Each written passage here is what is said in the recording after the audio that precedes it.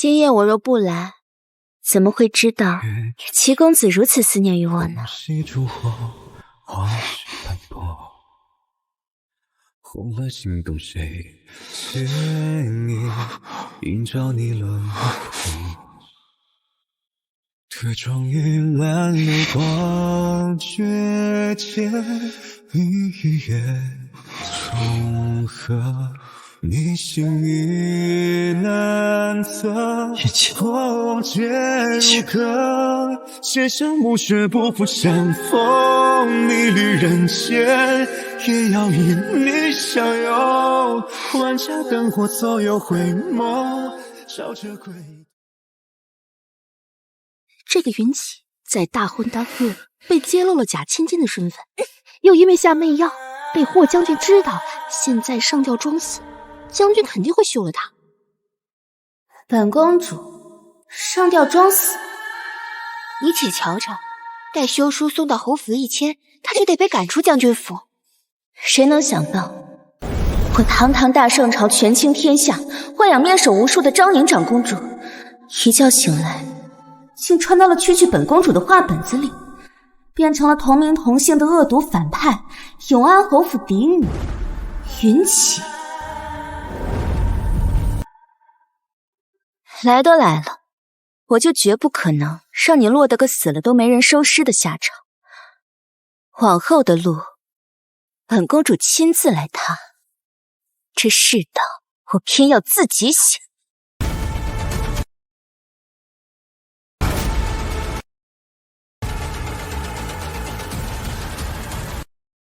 他怎么比起早上变了副模样？哎呀，我当是谁呢？这不是咱们霍家昨儿刚进门的侯府假千金吗？胸无点墨的草包，连身份都是偷来的，也就敢用下药那种龌龊法子啊！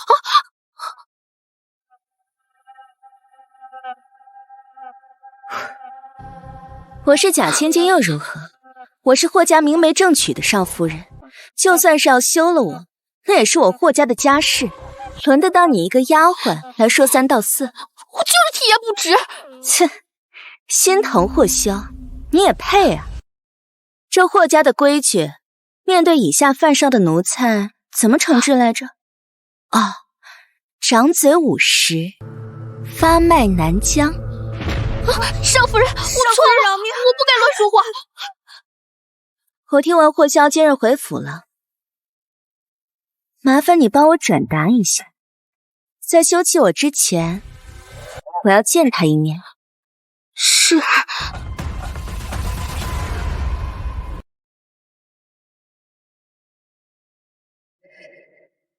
前世在长公主府，阅尽江南美男，养了面首无数，倒没见过这般冷厉难驯的男人。你要见我做什么？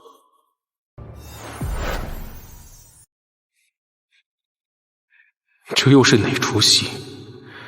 是想在我面前卖惨，求我不要休了他吗？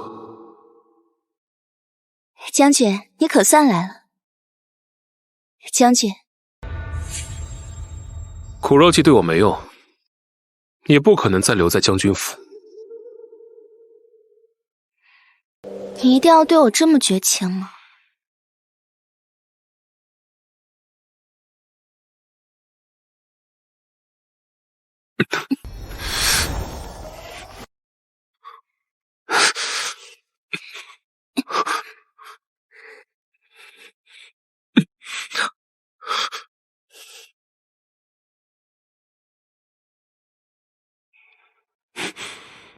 你绑我？如此投狱，他什么时候给我下的药？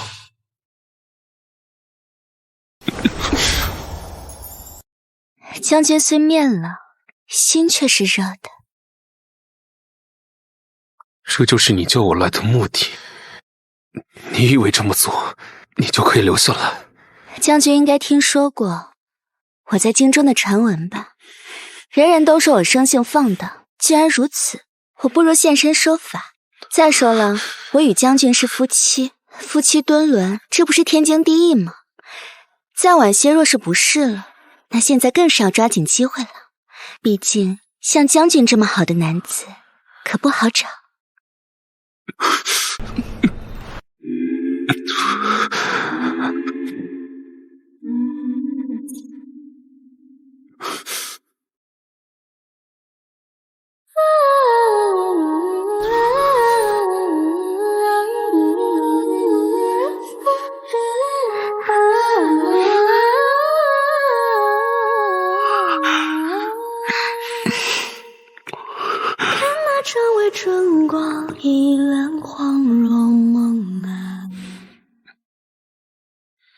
老夫人，您怎么来了？那贱妇呢？老夫人，将军正和夫人在房内说话。什么？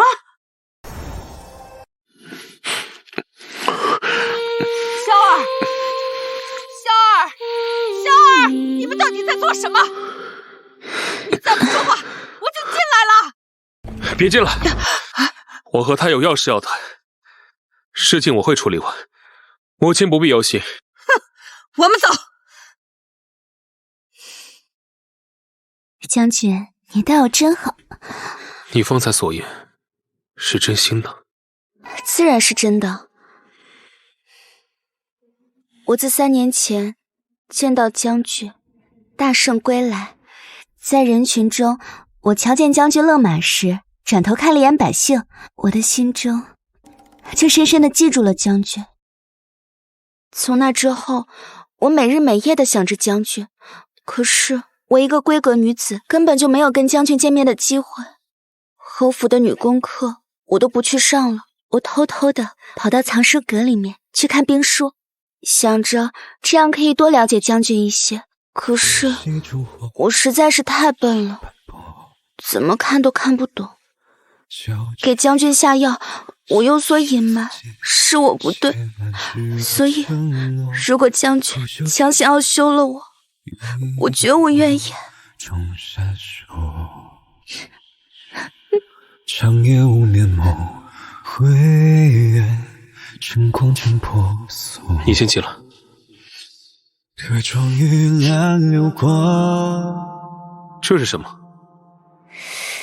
被抓包了，这什么破法子，这么滑。这气味，你果然又对我用药。云起，你很好啊。不过是为了给你留下些刻骨铭心的难忘回忆罢了，让你此生再见到别的女子都觉得索然无味。我只是希望我与将军的第一次能够印象深刻一些。他还委屈上了，这女人简直满嘴谎话。我会让人把休书送去侯府，明日一早收拾好东西离开将军府。从今往后，你与我没有任何瓜葛。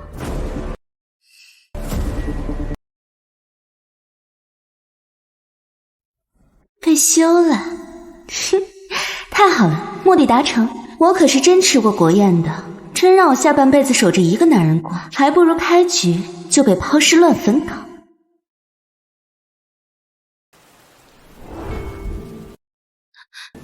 小姐，小姐，你怎么在这儿？奴婢是小姐的丫鬟，理应跟着小姐。小姐留在将军府，奴婢便守着；小姐回侯府，奴婢自然也跟着。你可知，如今永安侯府的嫡女另有其人？那也要回府听老爷夫人发落。小姐一日是小姐，奴婢一日便是奴婢。我从前对你并不好，你倒是忠心啊。小姐只是脾气差了些。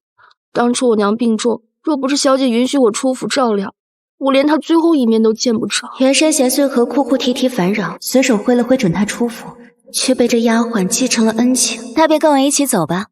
好。侯府，待会儿才是有戏要上演。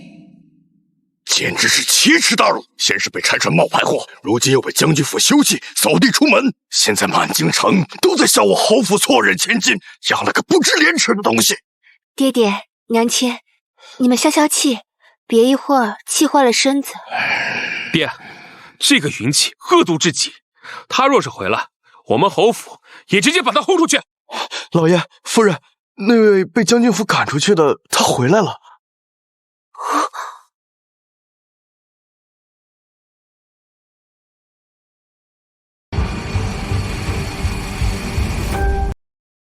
哟，这不是咱们侯府金枝玉叶的嫡女吗？某些人该不会还以为自己是曾经高高在上的侯府小姐吧？竟还有脸回我们永安侯府来！兰香姑娘您瞧，她脸上的粉都花了，莫不是在路上哭了一路？也不奇怪，毕竟一下子从千金大小姐变成野种，又在大婚第2天就被休了，可不得好好哭一场。这兰香作为原生多年的贴身婢女，除去阿丑，便属她挨的责骂最多。此刻身份逆转，就抓住机会踩在我头上。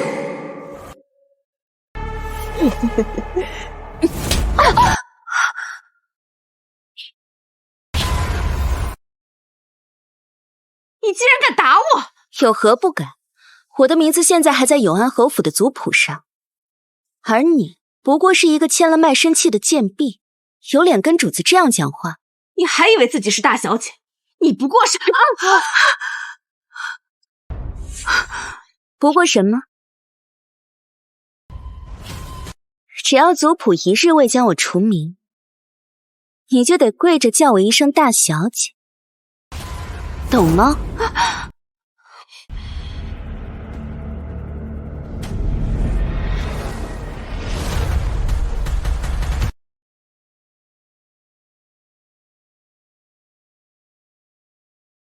老爷，夫人不好了，云姐打进来了！反了他！爹爹，娘亲。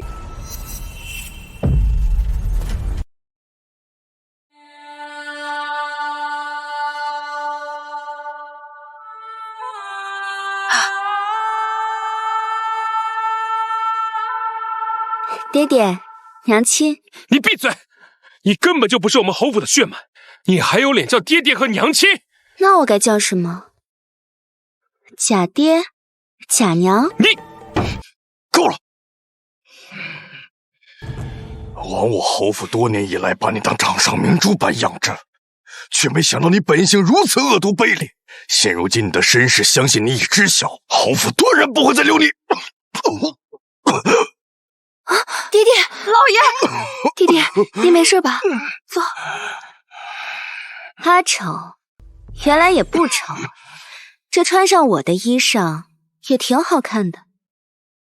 这个恶毒的女人，怎么还敢叫我阿丑？爹爹和娘亲，如果想将女儿赶出侯府，不妨先看看这个。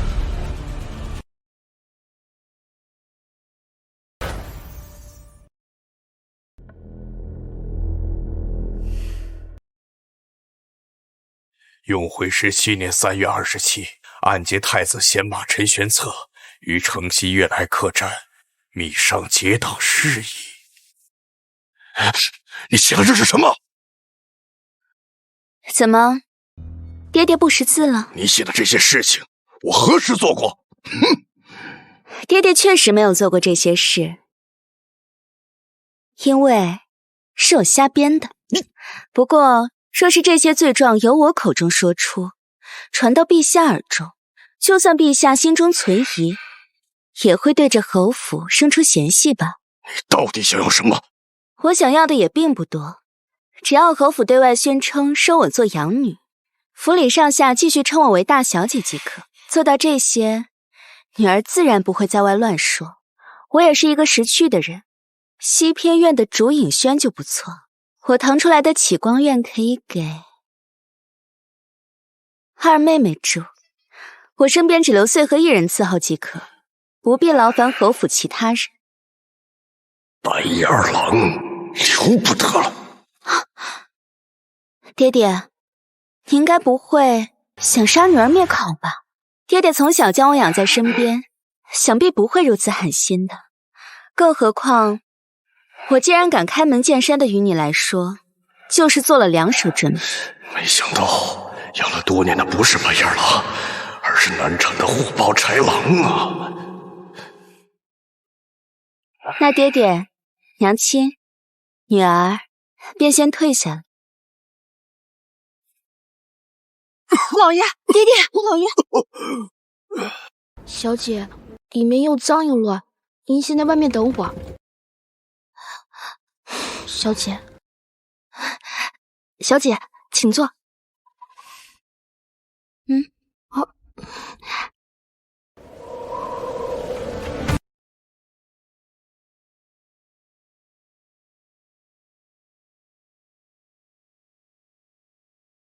小姐，你先坐着歇歇，我去收拾一下。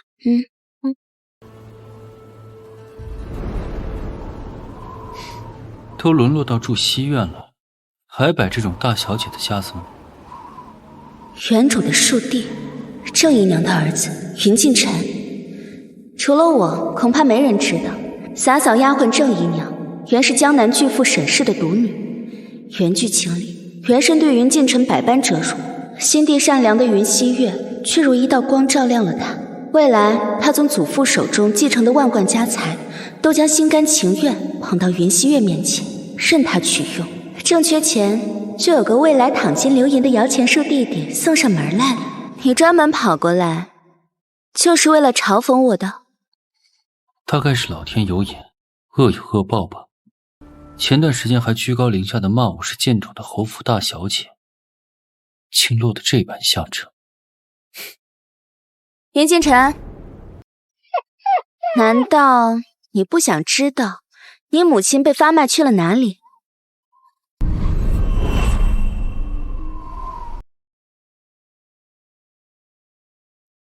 你知道我母亲在哪？我知不知道，取决于你的态度。你若是真想知道，不如今晚亥时来我房间找我。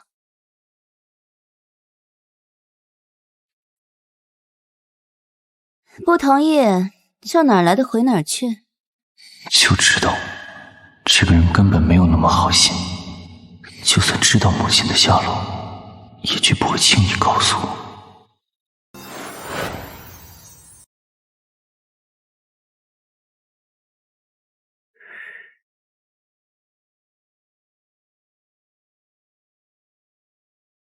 你叫我过来，要做什么？穗禾，你先下去吧。是。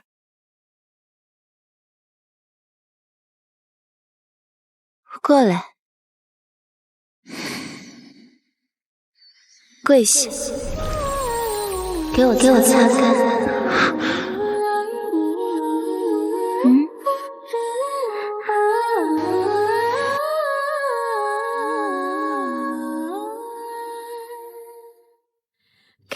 窗外春光一轮黄蒙蒙啊，我可没有说过是要你用布擦干。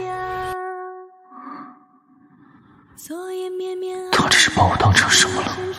哪怕他落魄了，还这么高高在上。怎么，生气了？却绕着我心。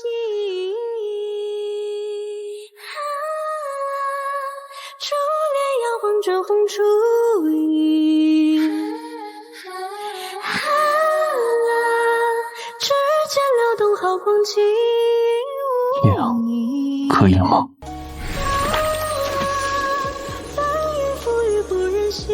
当然不可以。你不会以为我今天叫你过来，就是给我擦脚吧？你还要我做什么？现在就把衣服脱了。来之前洗漱了吗？洗过了。那就上去，给我暖床。知不知道你在说什么？这天气实在是太冷了，这个破地方连个暖炉都没有。再说了，弟弟给姐姐暖床，不是天经地义吗？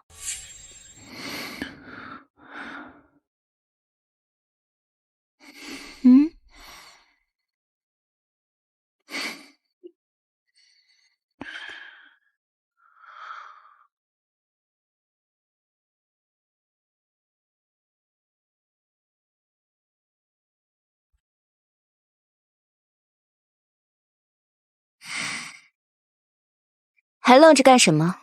上去。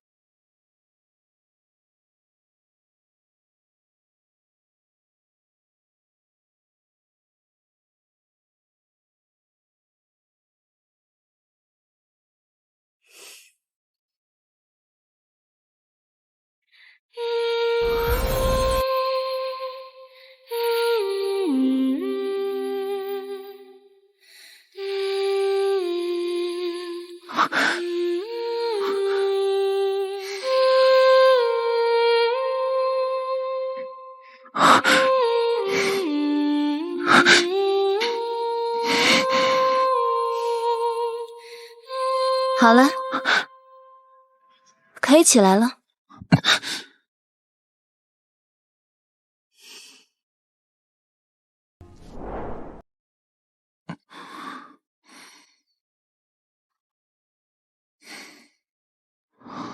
他果然只是把我当暖床的物件，用完了就丢。待会儿走的时候，记得帮我把蜡烛熄掉。你准备何时告知我母亲的下落？看我心情了。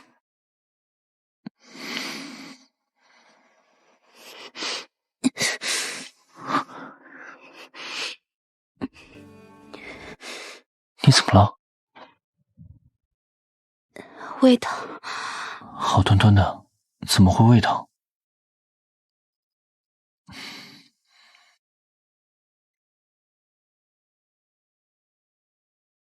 你晚上什么都没吃？这种下人吃的东西，我才不吃呢。自己找罪受，活该。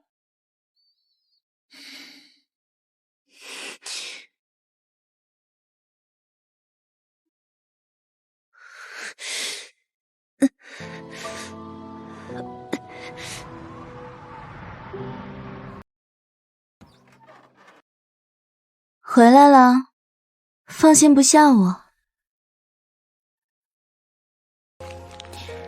这是什么？这会儿厨房没人，我偷的。你之前惯吃的不就是这种点心吗？你就不怕被别人发现吗？发现便发现，则不过是我父亲又骂我，上不得台面罢了。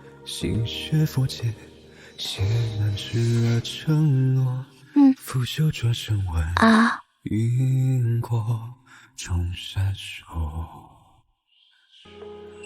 常有年华回眼，晨光震破，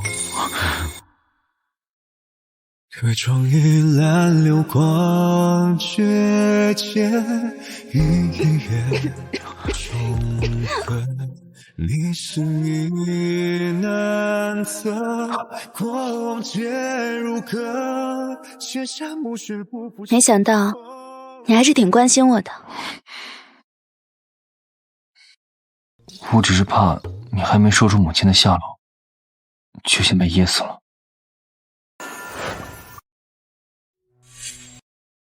小姐，你营养不多少，还是吃点吧，别饿坏了身子。不急，再等等。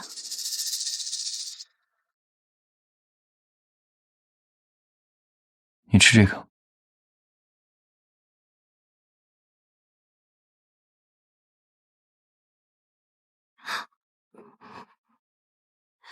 小姐，森少爷怎么会把他的餐食和你换？他自然是怕我又不吃早膳，把自己饿死了呗。要知道从前小姐欺凌过多少次三少爷，三少爷不怨恨就算了，竟还会把自己的早膳拿给小姐吃。你也吃。大小姐，二小姐请您去趟启光院，哦，不是昭月院。这院子昨日才易主，今日院名就换，倒像是生怕旁人不知道，如今云溪月才是侯府的真正嫡女。你叫我来干什么？姐姐来了。这间屋子原本是姐姐住的，这些衣服和这些首饰，娘亲说都归我了。不过我还是寻思让姐姐来选几件喜欢的，毕竟姐姐还是侯府名义上的大小姐，传出去也不好让侯府丢了脸面。这侯府千金一天都没当到呢，这么快就适应了，都开始为侯府的脸面着想了。这个云奇怎么敢？明明我才是侯府千金，是这个院子的主子。姐姐你误会了，我只不过是想让姐姐带些念想走，不过没事儿，姐姐若是不喜欢，那便算了，是妹妹不好，不该提起以前的事情，惹姐姐心烦。谁说我心烦了？我没听错的话，你刚刚说让我挑喜欢的衣裳和首饰带走。是啊。穗禾，去库房拿一个最大的麻袋过来。是。麻袋？这是什么意思啊？去将那衣柜里的衣裳、首饰台上的首饰，通通带走。是。姐姐这是在做什么？妹妹既然如此贴心，我自然不能辜负了妹妹的好意。这侯府千金的体面都在这衣柜跟首饰盒上。妹妹放心，今后我定会打扮得如妹妹一般金贵，绝不落侯府的脸面。可我说的是让姐姐只带走几件，这些都是我喜欢的呀。要不然妹妹觉得我从前将它们摆在房中是为了碍自己的眼吗？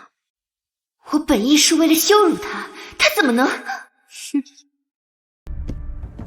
这是怎么回事？二哥，二少爷明鉴，我家小姐心善，让大小姐挑些旧物带回去，没想到大小姐直接让人拿来麻袋，要把所有的衣裳和首饰全都带走。云起，你怎能如此不要脸面？你怎么好意思把这些东西全部都带走？我有什么不好意思的？这屋内的东西以前本来就都是我的，你既然如此心疼亲妹妹，就该给西月妹妹买新的东西啊。你这让侯府的嫡千金穿我穿过的衣裳，用我用过的首饰，多丢侯府的脸。属于你，这些都是属于月儿的，是你从前鸠占鹊巢，你还有脸说这些东西是你的？是我哭着喊着要上来当冒牌千金的，我也是受害者。这是哪门子的受害者？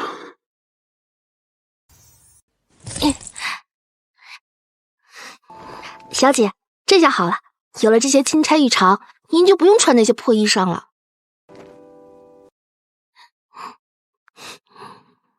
等等，过来，先将你脸上的汗擦擦。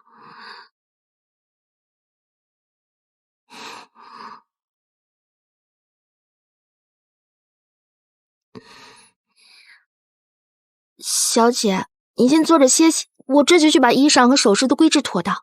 哎，等等啊，看看你喜欢哪些，挑一些。小姐，奴婢只是个下人，怎么配拿小姐这些华贵的首饰？怎么配不上？我们女子值得天下最好的，对自己好一点。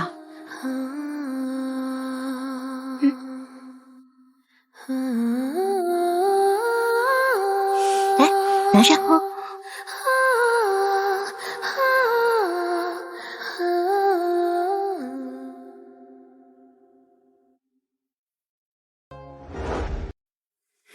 明明只当她是攀附权贵的俗物，明明是想让她知道算计我的代价，可休书递出去的那一刻，竟不是痛快。夜里合眼偏生想起的不是她的诡计，是她凑过来发间的香，是她指尖擦过我手腕的温度，是她被我冷言斥退时眼底那点转瞬即逝的委屈，竟比她的算计更扎人。我竟会想她像一个用下作手段爬上我床的女人，明明该厌弃该鄙夷，可就那该死的那点生理性喜欢，就像是复古之躯。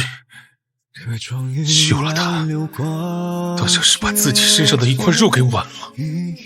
她那样不安分的人，没了我这桩婚事束缚，此刻开始不好了，将军，有人看见云大小姐去了。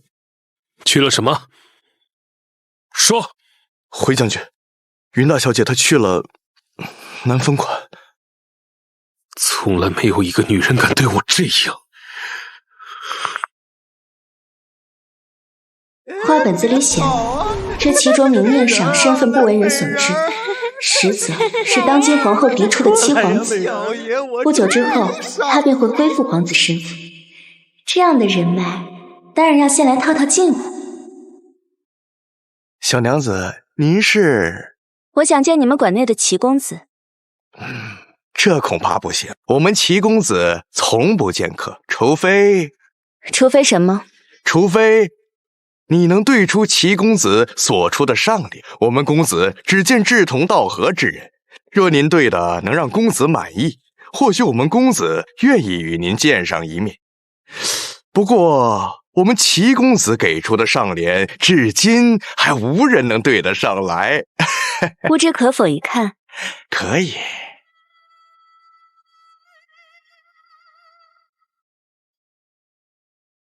的确很难对，这个奇拙，就差把别来烦我写在纸上了。劳烦取支笔来。好，您这边请。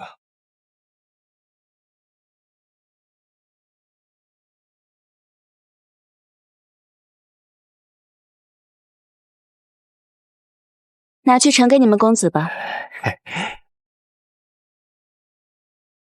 这位姑娘，您这边请。我们公子说邀您见面一叙。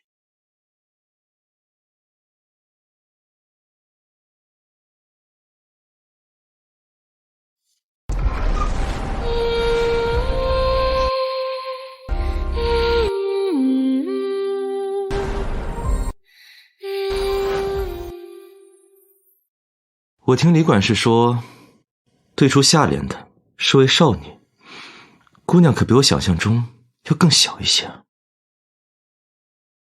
请。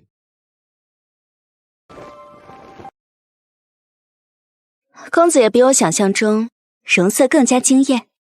以鹤云破寒月，用热酒融冰冷，把我上联的孤绝和困局，倒是批出了烟火暖光。这是我为姑娘热好的酒，姑娘可想尝尝？很香。这是我亲手酿的果子酒，青梅浸了3月春露，蜜柑伴着松针蒸过，最后再用雪水封坛，埋在梅树之下，闻着相当清甜，入口像含着团软云，实则能让人骨头醉得酥软。哎，姑娘，你可切莫贪杯啊！好喝。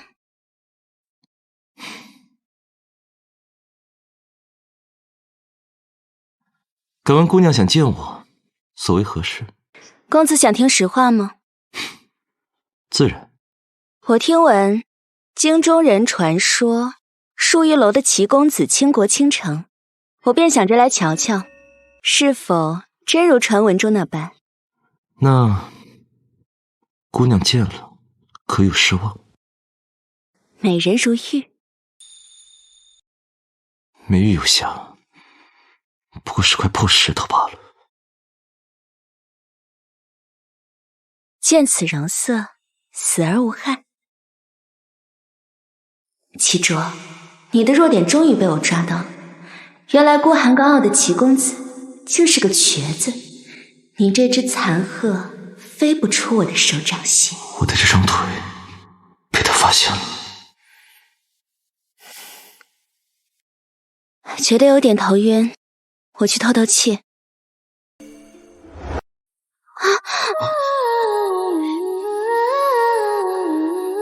我说过，这酒很容易醉的。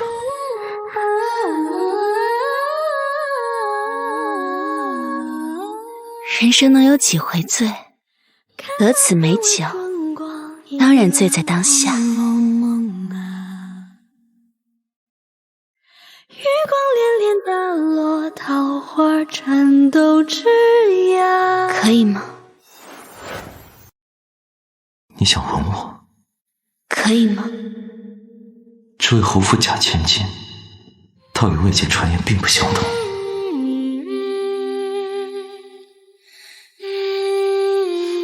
霍将军，我们公子正在会客，你怎能贸然闯入？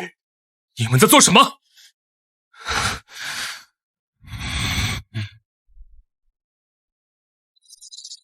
霍将军未经允许就擅自闯入，是否太过失礼了？齐公子，你与他怎么回事？不过是客人贪杯醉了，起身时有险些跌着，我只不过是扶了他一把。将军，莫不是看错了什么？齐公子，你可知道云小姐是我家将军的前妻吗？这我倒是并不知道。不过既然已是前任，那这位姑娘应当是行事自由。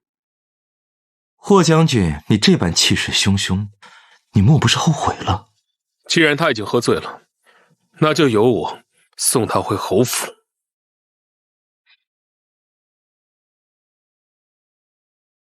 霍将军，是否太不把我当回事了？这里可是漱玉楼，我的客人哪怕是当朝将军，也不可以随意带走。你们好吵啊！霍将军，你也来看齐公子的酒。齐公子的酒特别好喝。云奇，你到底跟不跟我走？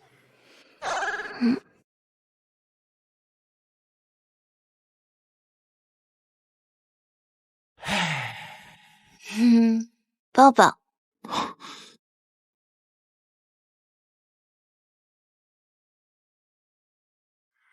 不过戏子，他玩累了总要回家的。拜拜，齐公子，我改日再来。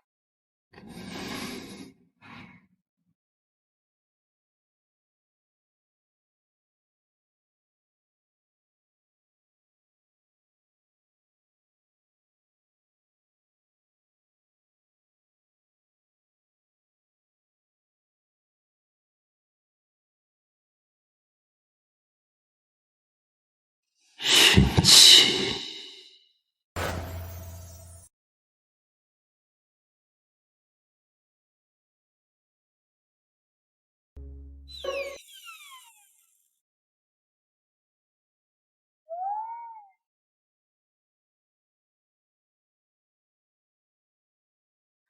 将军，我怎么会在你的马车上？先前在漱玉楼的事，你全都不记得了？我记得我见了齐公子，喝了他酿的青梅酒。齐公子酿的青梅酒很好看，不，我是说齐公子他很好喝。你去漱玉楼做什么？你可是那是什么地方？你一介女子，竟半点不在乎自己的名声。正是因为知道，所以我才去啊。霍将军将我休了，我这心中非常郁闷，找个地方买醉应该也挺合常理吧。更何况这京中都传我生性放荡，这样一个生性放荡、名声尽毁的女人，去南风馆又有何所谓呢？她若是真放荡，和我在一起时，又怎么会还是处子之身？分明被满京城戳着脊梁骨这般议论着，偏要做出满不在乎的样子。不过将军既已休了我，那我们便是桥归桥，路归路，你管我做什么？你今日来这漱玉楼寻我，该不会是看见我去找别的男人，吃醋了吧？我不过是顺路而已，想把你落在将军府的东西还给你罢了。毕竟好聚好散。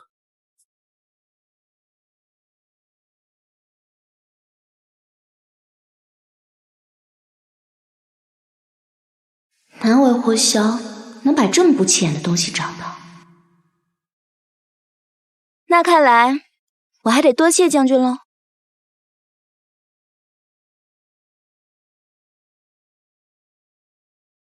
如今天色已晚，我就先回侯府，不继续叨扰将军了。那日那般亲密的纠缠，我辗转难眠，他却仿佛将一切都抛到了九霄云外。明明这样的事情，应该是女子更在意才对。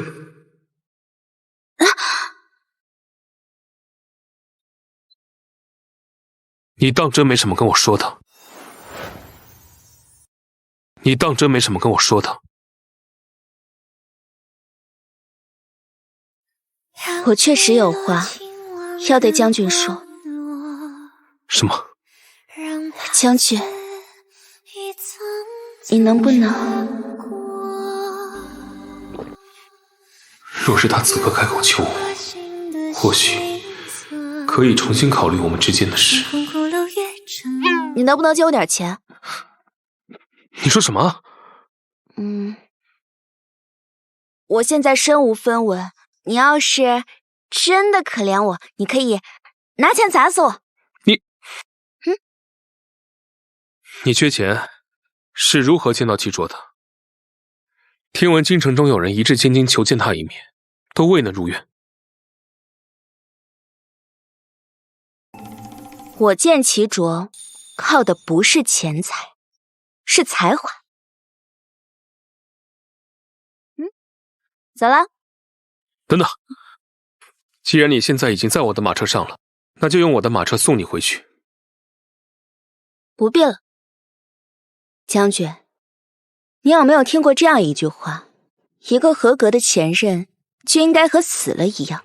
将军既已休了我，那我和将军就得避嫌，不然的话会影响将军找第二春的。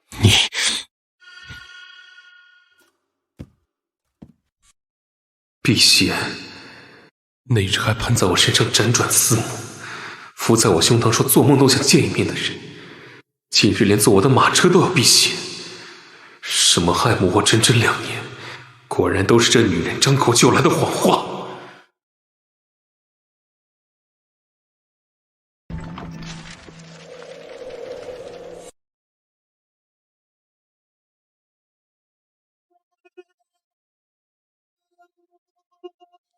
今夜赴约未晚时。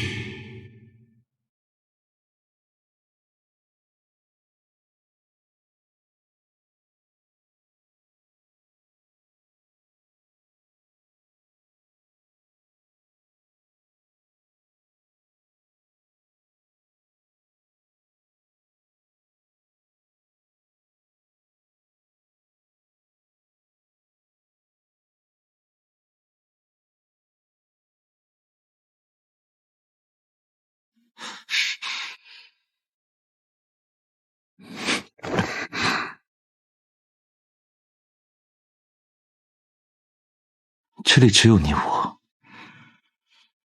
再也不会被别人打扰。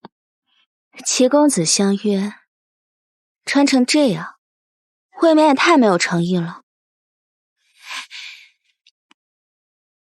云姑娘教我，我能给你的比火萧多得多。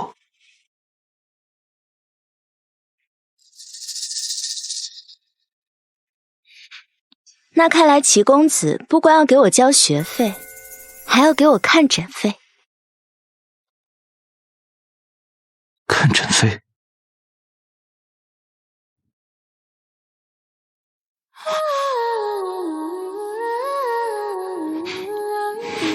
让我帮你的腿一点一点地找回感觉。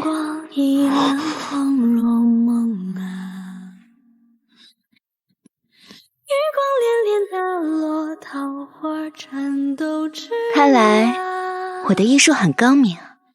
昨夜绵绵耳语，情意缱绻如许未散去，情丝拂动你眉心，却绕着我心。珠帘摇晃着红烛影。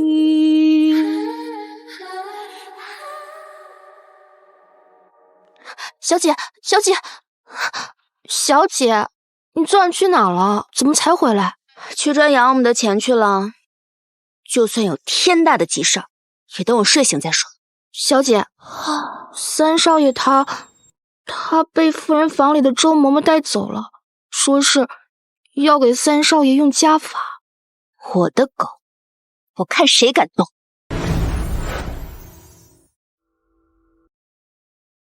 不知母亲叫我前来是为了何事？哼，你生母虽然卑贱，我当初瞧你可怜，就当你没被生母教养过，倒还有的救。今日我竟然不知道侯府养了你这么多年，倒养出个偷鸡摸狗、不知廉耻的东西。不过是3块芸豆圈而已。哼，三少爷，厨房少了东西，有人亲眼见你前夜子时一刻进了厨房，那少的东西可是你拿的。是。哼，那人还说你出厨房后便去了大小姐的竹影轩，厨房里丢的东西，可是大小姐指使你偷的。东西是我偷的，但并不是大小姐指使，是我自己吃掉了。你可要想清楚了，你偷吃的可是祭祖的贡品。贡品？这可是对祖先大不敬的错。少说也要在祠堂罚跪2日，禁食3日，这罪过你可担得起？哼！来人，把东西呈上来。这是岭南贡菊，从5岭之外运了7日。哼！哼！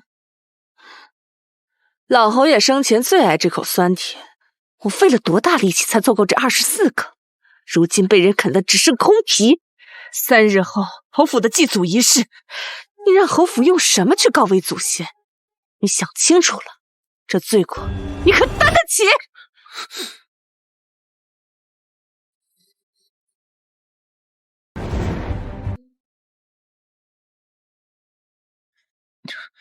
我从未见过这些贡菊，我去厨房拿的只是3块芸豆卷，去竹影轩也只是有事要谈，这些贡菊被偷吃，我并不知情。3少爷，你还不承认？这橘子厨房关门的时候还好好的，清早去换冰的时候就被人偷吃了。此间去过厨房的就只有你一个人，不是你做的还能是谁？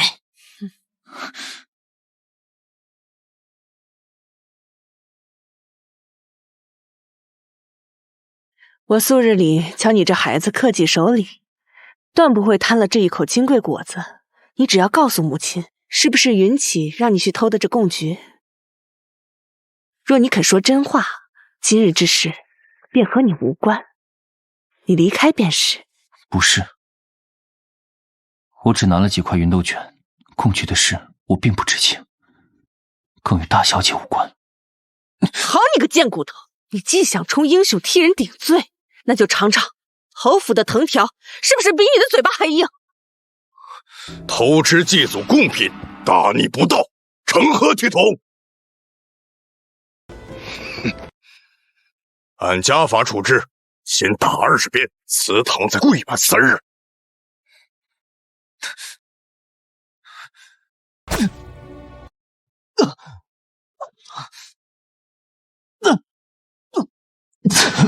怎样都无所谓，反正我是否受伤，是否疼痛，这世上本就无人在意。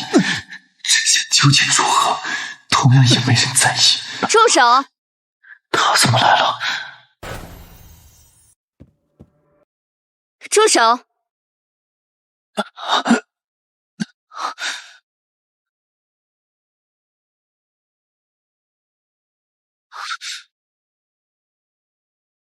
爹娘这是在做什么？姐姐，三哥前日偷拿了厨房里祭祖的贡菊，问他却不肯承认，这才动用了家法，是吗？若真是这样，那也太上不得台面了吧。不是。不过我倒是好奇，前夜云静晨来竹影轩找我的时候，身上并无橘子的踪迹，莫不是他在厨房将所有的橘子全都吃了？许是三哥从未吃过这么金贵的果子，一时贪了嘴。贪嘴？一次性吃24个贡菊，我看不是贪嘴，他是会被撑死吧？够了，既然此事与你无关，你也不必来看什么热闹。待家法行完，此事也就算过去了。哼，乔父亲这话说的，此事虽女儿没有关系，但女儿也想为爹爹分忧啊。得查清楚，到底是云静晨在说谎，还是说这偷吃贡菊的另有其人？吃都已经吃了，只剩下一堆果皮，还差什么？女儿之前在一本医书当中看过，砂糖菊这果子性寒，若食用过多，1日内不可再食用生牛乳，否则便会腹痛腹泻、四肢厥冷。不妨给他灌一碗生牛乳下去。若云近尘出现了此类症状，那女儿觉得这20鞭刑都不够，至少还得再加10鞭。可若是没有，那便证明云近尘他是清白的。你从前连《三字经》都识不得，还看什么医书啊？娘亲若是不信，可唤府医过来，一问便知。传府医就不必了。不必了。娘亲刚才如此震怒，不查清楚，何以正家风？娘亲不愿叫府医来，该不会是此事另有什么隐情吧？难道另有隐情呢？他向来连大字都认不全，《三字经》都看不进去，怎么可能读过晦涩难懂的医书？怕不是故意诓我，想叫我自乱阵脚？哼，能有什么隐情啊？你既然这般坚持，那就传府医来，问问是不是有这么一回事。是。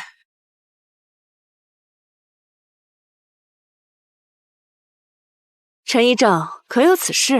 啊，确实如此。这《千金方》中记载，砂糖菊性凉味甘，多使益伤脾胃之阳气。若是与生乳类同食，则二者寒热相搏，轻则腹痛呕逆，重则气血凝滞。那看来女儿并未记错。刚巧，今日我让穗禾备了生牛乳，不如就给她灌一碗下去，她是否说谎，就一验便知。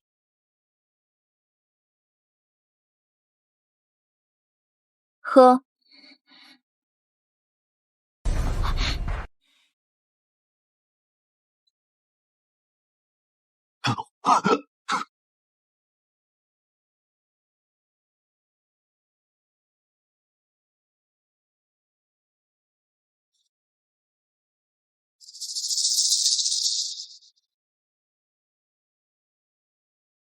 如何啊，陈一正？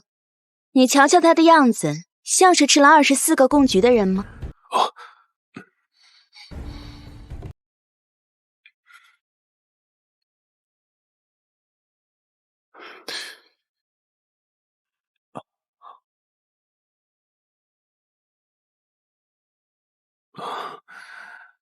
三少爷气息平顺，舌象淡红，苔薄白，也并无腹痛之态。依我看，并无食积之象，贡菊之事恐怕另有隐情啊。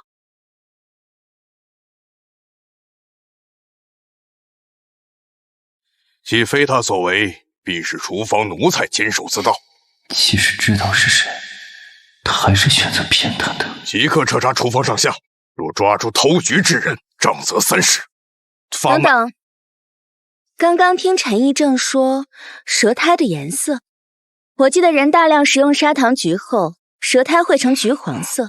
方才我瞧见妹妹舌苔像是染了菊汁般，该不会就是你偷吃的吧？我没有，不是我偷吃的。没有，那你将另一碗生牛乳给喝掉吧。若你没有，就算喝下也无恙。够了，云姬，你以为你还是从前的侯府大小姐？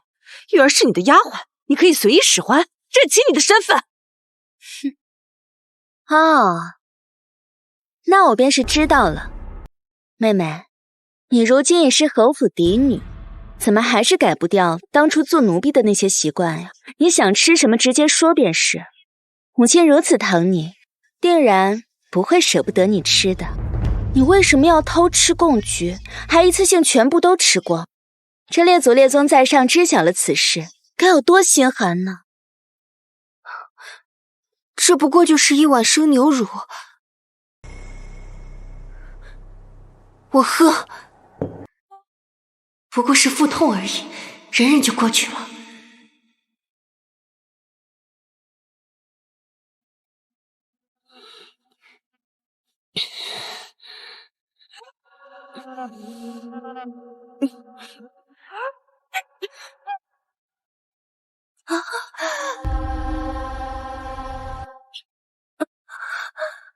月儿，你是怎么了？娘亲，我难受，想去净房。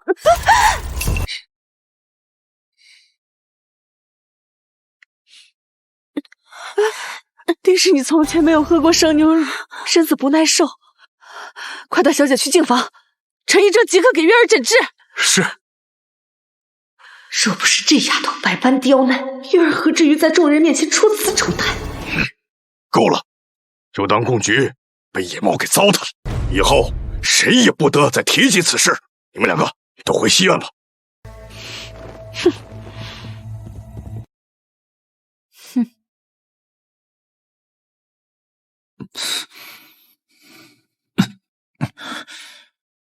月之星湖，风息烛火，往事斑驳。还能不能走路啊？能。那便跟我去竹影轩。亲人之事是主母设局陷害你，我自然知晓。他是借你的名义，将那些莫须有的罪名扣在我的头上。不过，你不是应该很恨我吗？那你为何不顺着他的话，陷害于我，反而硬生生的要扛下这顿打呢？做了便是做了，没做便是没做。我不是维护你，只是不愿颠倒黑白。只是我没想到，你竟然知晓牛乳与贡菊相克，且拿牛乳发作的这般快。你该不会真的以为袁希月今日厅前失仪，是因为喝了生牛乳吧？你该不会……今日我让穗禾去采买一些药材以备不时之需，其中呢就有巴豆霜。我让他准备生牛乳时，往其中一碗牛乳中加一些巴豆霜。若袁希月舌苔上没有贡菊的颜色，我便用另一碗没有加料的牛乳还你清白即可。可谁让我发现他偷吃了贡菊，还想联合他的母亲一起构陷于我，我自然没有放过他的道理。怎么，觉得我坏？反正你向来如此。别墨迹了，把衣服脱了。月之星湖，风息烛火，往事斑驳。我说脱光，我说脱光。你不脱光衣服，我如何给你上药？但你背上的血迹干到衣服上，到时候再撕下来，可是会很疼的哦。他这种高高在上、只被人伺候惯了的人，怎么会愿意屈尊降贵，帮我做上药这种事？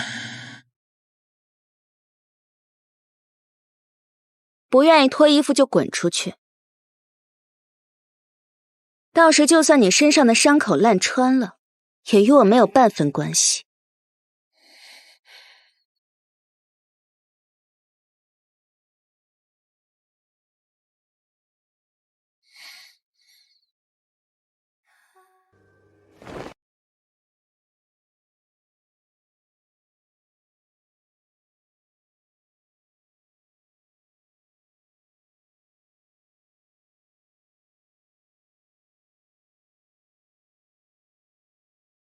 月之星湖，风息烛火，往事斑驳。交织一晃，心血放肆，写满炽热承诺，拂袖转身问因果，终闪烁。道什么？面目回忆，春光冲破可终于蓝泪光绝间，一月重合，你心意难测，过往皆如歌，千山暮雪不负相逢，你离人间，也要与你相拥。万家灯火，所有回眸，追索银河，映照在我眼中。浮生若寄，不忍心动。好了，他醉流笑，惊鸿一瞥匆匆。亘古长夜，唯一执念，燃着心烟，照着归途重重。看着我干嘛？怎么，我好看的让你挪不开眼？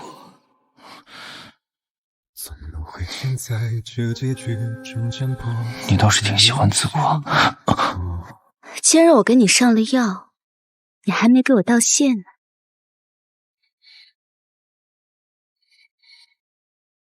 谢谢你。谢谢我。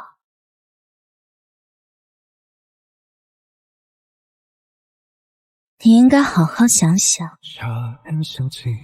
应该如何称呼我？称呼？叫你该叫的，我想听。姐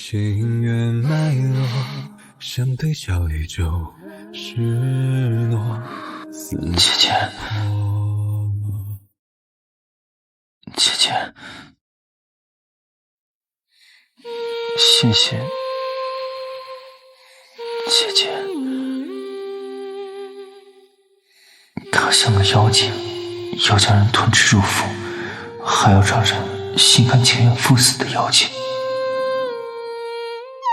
真乖，既然弟弟这么乖，姐姐给你准备了个礼物，要送给你。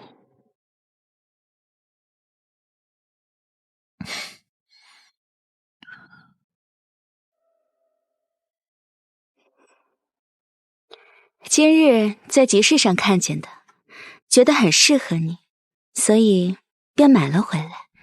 我觉得你会喜欢。看，是不是很衬你？它还会发出声响，以后你带着它，有声音响起，我就知道我的乖弟弟有没有待在姐姐让他待在的地方。这是链子？对啊，很难看出来吗？云姐，你是不是太过分了？过分？你以为是谁都配拥有的吗？这若是旁人想要，我还不给呢。我是人，不会任你呼来喝去的。还是说，你又想用我母亲的下落做要挟，逼我戴上这个？我云起从不逼迫他人，这东西你不想要，就可以走了。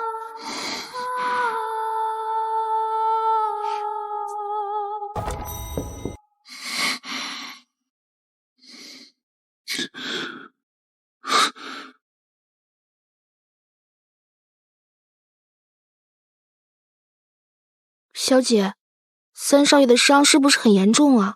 我看他走的时候脸上一点血色都没有。把那瓶药给他送过去，扔门口就行。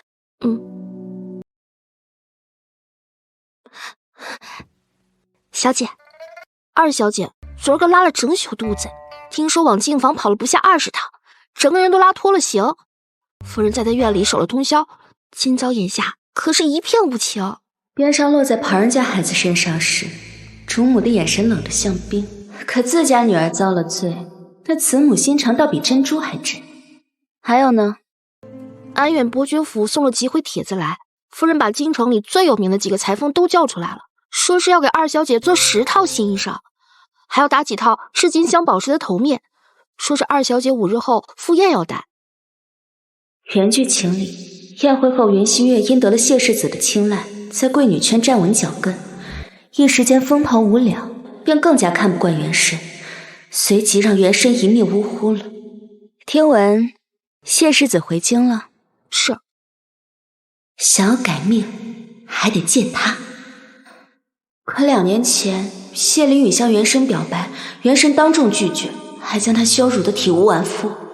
谢灵雨由爱生恨，离京数遍。穗禾，你帮我去打探一下谢灵雨的行踪，一定要仔细一些。是。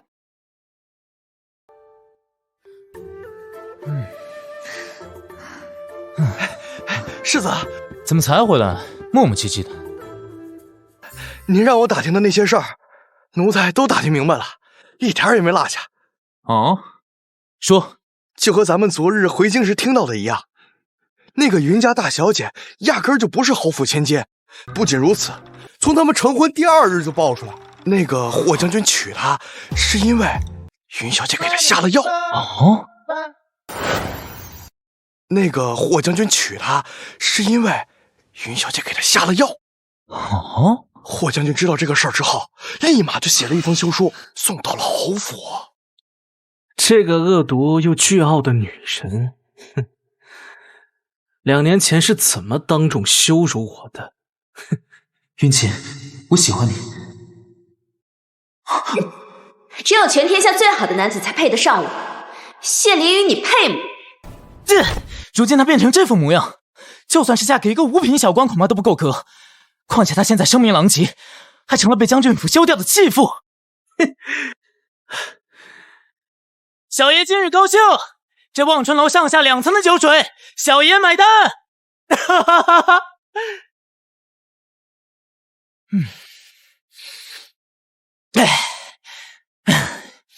我现在已经迫不及待的想看看她如今落魄的模样。行行好吧，姑娘。哎，这姑娘怎的在大街上就把钱袋给露出来了？一出手还是无量银子，举手之劳，孤身一人，又生得如此娇弱，还身带着如此多的银钱，若是被这有心之人给盯上了，还没见过哪家千金肯靠近这种路边浑身冷血的老干。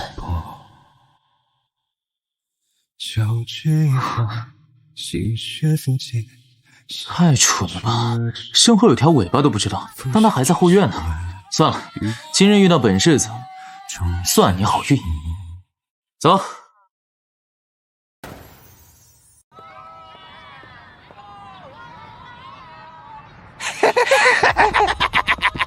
小娘子出手挺阔绰呀，不如分给兄弟们点银子花呀。你们干什么？你装什么糊涂？老子亲眼看见你给一个老乞丐塞了5两雪花银，识相的赶紧把钱袋子给我交出来！要是不肯交出来，那哥哥们可就要亲自动手了。钱！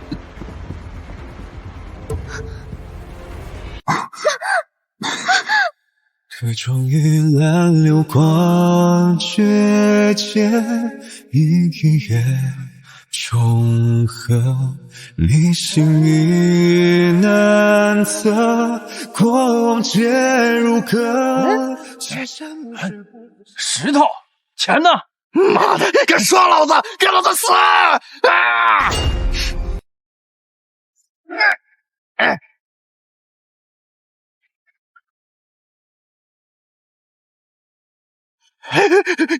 你该不会是谢世子吧？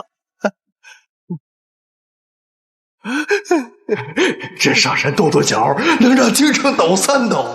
如今就阴差阳错撞破我们劫人，世子爷饶命！世子爷饶命！世子爷饶命啊！世子爷饶命！咱们也不知道这姑娘是您的人，要是知道，就是给咱们10个胆子也不敢啊！是啊是。那你的意思是，旁人你就敢了？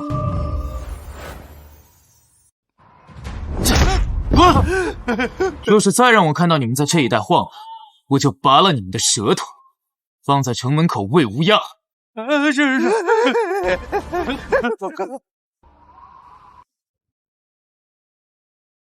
他们已经走了，你可以松手了，快回家吧。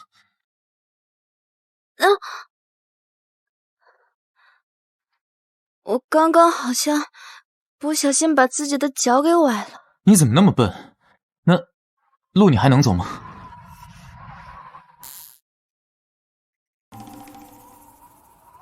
啊！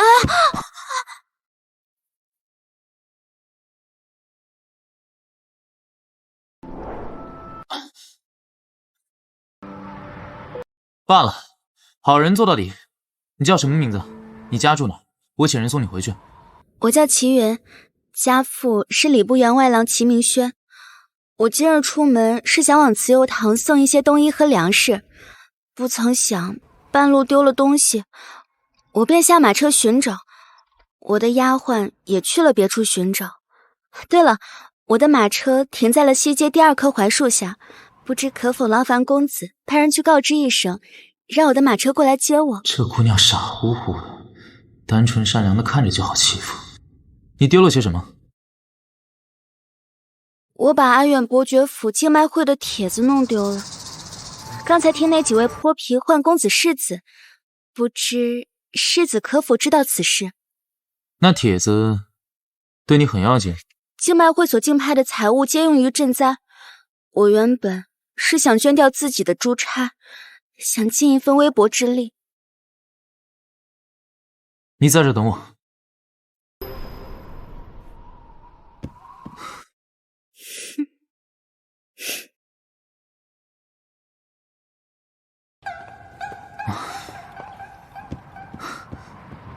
你拿去用，反正入府拿帖子就行。可是，世子，您将帖子给了我，你如何复会？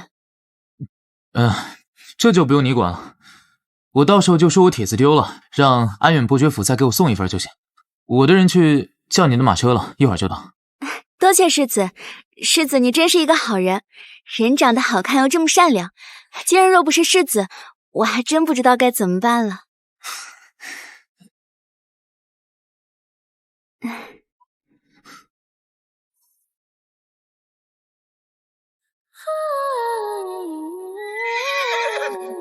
公子，马车来了。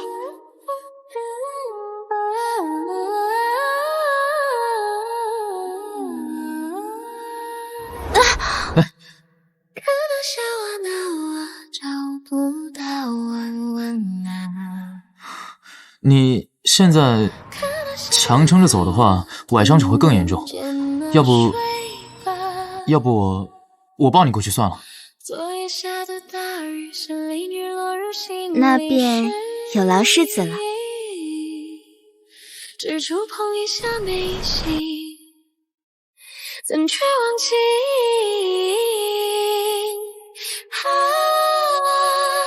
那是你美丽的眼睛，那是你温柔的心。小姐，东西我没找到。您这是怎么了？这位是……方才我遇见了几位宵小，多亏有这位公子相救，他还将他的帖子给了我。举手之劳，你回去记得给擦药。多谢世子。小姐，您的脚踝……我没事儿，我装的。这个世上哪有那么多的不期而遇啊？所有碰巧都是精心设计。哼！安远伯爵府的竞卖会，我当然要去。仙灵雨日后得知了真相，也无所谓。云起，你还敢回来？你屋子里面为什么有那么多巴豆霜？你下药害人，就不怕遭报应吗？哼！我有什么好害怕的？二哥没听过一句话吗？好人不长命，祸害1000年。更何况是云溪月偷吃了贡菊，栽赃嫁祸给云近尘，害他受的家法。我不过是让他闹了一夜的肚子，还手下留情了呢。云近尘，他就是一个庶子，从前不是被你辱骂的最狠，你张口闭口就是下贱胚子的骂。如今你倒是关心起他来了啊！是啊，我就是关心他。我们2个人，一个假冒千金，一个低贱庶子，天生就该抱在一起舔伤口，相互慰藉。小二哥生来尊贵，是不会懂的。他说我们天生就应该抱在一起舔伤口，相互慰藉。的确，你们一个恶毒卑劣，一个身份低贱。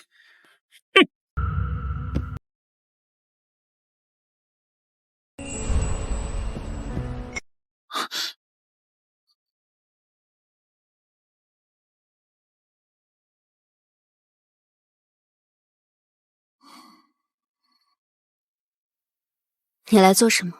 你不是说需要人给你暖床吗？我之前是需要，不过现在不需要了。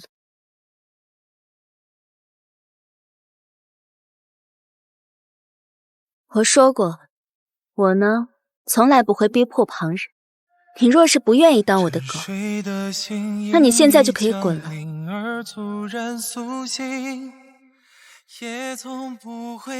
我说让你滚，你听不见吗？就算在未来旅程只是一抹早身后的影，愿护送你到八荒边境。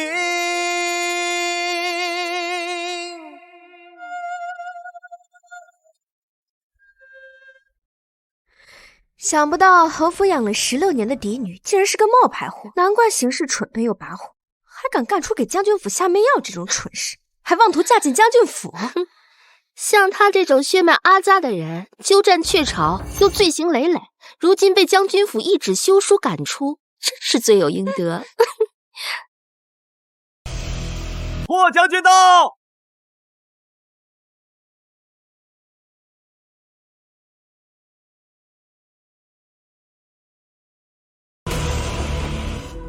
世子到！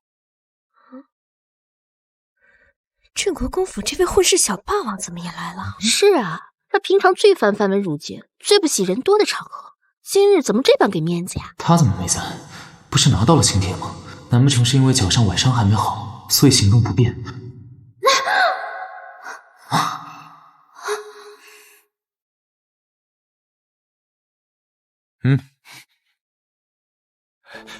谢世子，问，礼部员外齐明轩的女儿怎么还没来？礼部员外齐明轩，谢世子是不是弄错了？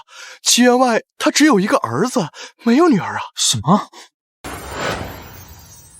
你在说什么乱七八糟的？我说的是齐明轩的女儿齐云，她明明拿了请帖。齐云是谁啊？世子爷，小的没有乱说，齐员外他确实只有一个儿子，齐桓，他就坐在那个位置。这怎么回事？说不定齐桓还有妹妹，哪怕不是亲的，表妹、养妹也行。忙你的去吧。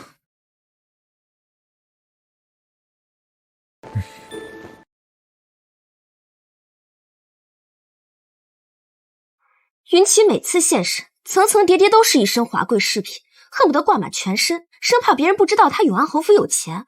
眼前这位真千金，打扮简约，不仅显贵气，还显得清雅。就是，这才是真千金的风范，不像从前那位，简直是山鸡跟凤凰的对比。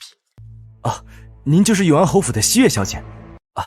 那边有空位，我领您过去。有劳了。妹妹这眉眼生的真标致，有似江南女子的温柔，不像之前那位嚣张跋扈。那可是，妹妹一看就贵气非凡，不像之前那位穿金戴银、俗不可耐的样子能比的。各位姐姐谬赞了，好热闹啊！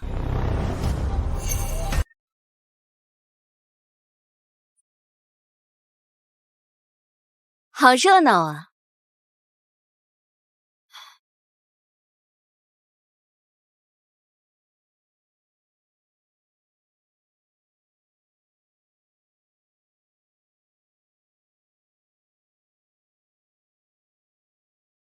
这声音怎么和那天遇见的齐云这样像？等一下，云齐云。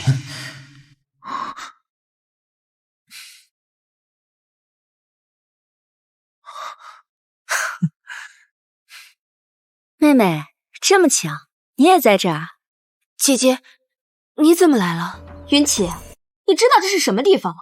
你一个险些被逐出府的冒牌货，没有请帖，你敢擅闯伯爵府，你就不觉得臊得慌吗？谁说我没有请帖？我若是没有请帖，那我是怎么进来的？你还在这里嘴硬？伯爵府的请帖明明只给了云溪月这一个真千金，何时给过你一个假千金？你怎么可能有请帖？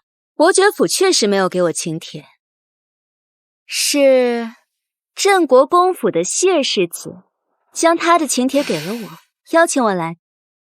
你要是有意见的话，你去问他呀。谢灵雨，这怎么可能？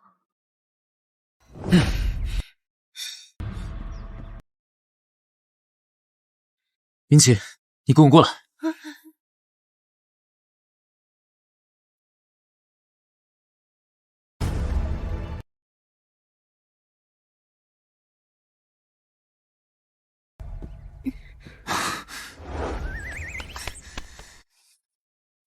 谢灵雨，你弄疼我了。我弄疼你？云奇，我问你，5天前在望春楼外和我见面的那个人是你吧？你费尽心思蒙着面纱制造和我的偶遇，又是假装被泼皮堵在小巷，为的就是从我手里抢走请帖。我真是瞎了眼了，竟然没有把你认出来。我是骗了你，那又如何？我直接问你要，你也不会给我呀。云奇，2年不见，你这个恶毒的女人，你……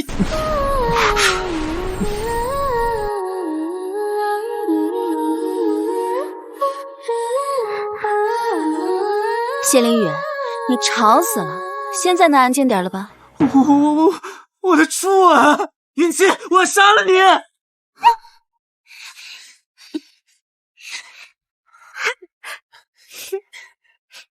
不许跑！你今天必须给我一个说法。谢世子，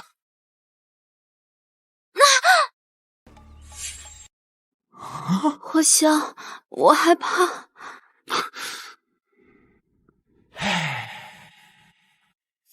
你，谢世子，就算云起做了什么惹怒你的事，她到底是一介弱智女流，你将她强行拽至此处，又这般欺负，未免太失风度了吧？是啊，实在是太过分了。我欺负她？我想，你哪只眼睛看到是我欺负了她？我刚到此处就听到你要取她性命，这还算不上欺负。我那是因为……秦城人人都知道我对云起恨之入骨，若是我被他骗得团团转，又被夺了初吻的事情传出去，岂不是会沦为全京城的笑柄？哎，等等，如果我没记错的话，是云起给你下的药，逼你娶了她。这种恶毒又满嘴谎话的女人，霍将军竟还护着。我没有护着她，我只是恰巧路过，就事论事罢了。这顺的是哪门子路？能顺到这犄角旮旯的后院来？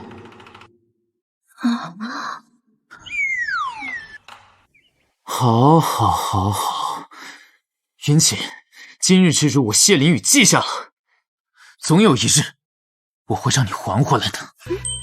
哼！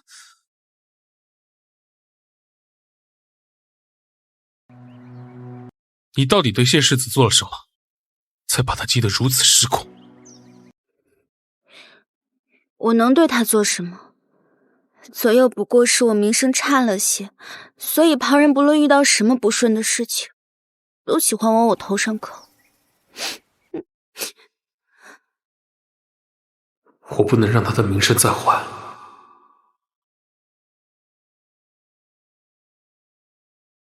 你既然知道自己的名声堪忧，那就好好维护自己的名声。现在不比从前，没了侯府的庇护，旁人不会再让着你。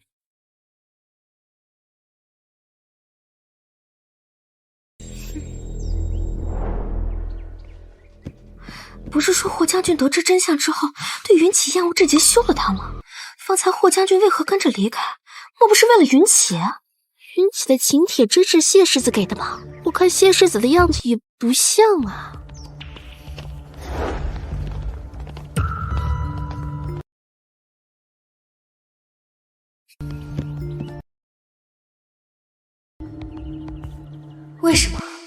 为什么我都已经是侯府嫡女，而云起只是个什么都不是的冒牌货，竟也会这样将风头都抢走？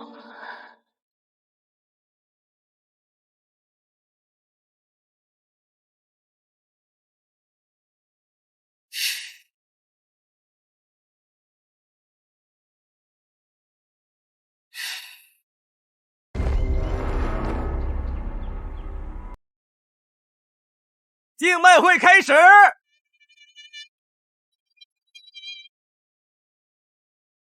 今日承蒙各位豪门贵胄亲临，苏某代表受灾的百姓，感谢各位的善意。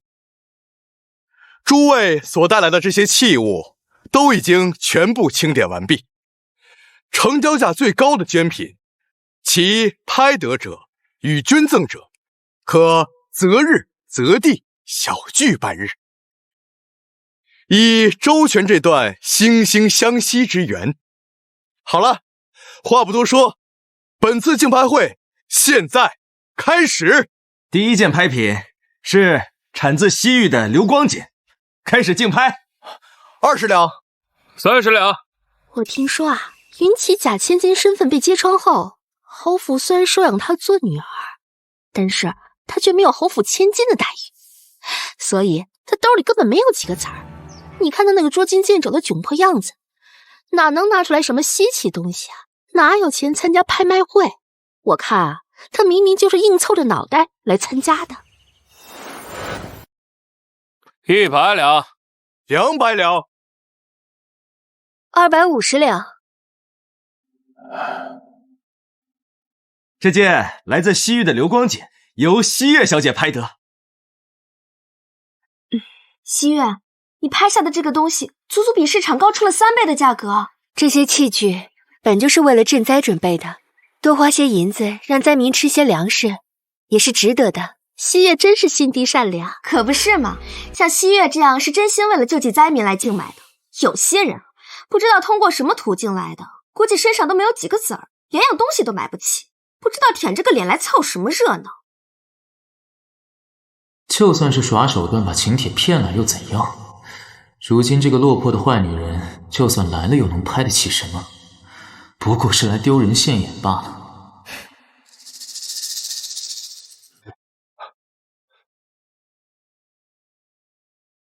是。云大小姐，我家将军说，你今天若是看上什么物件，尽管开口，事后账房那边他会替您料理。不必了，替我多谢你家将军，顺便帮我把这个带给他。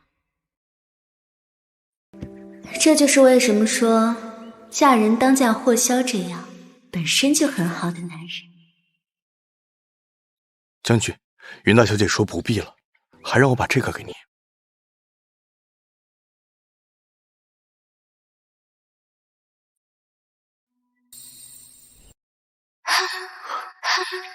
看着你就像是好天气，看着你就像是有天气。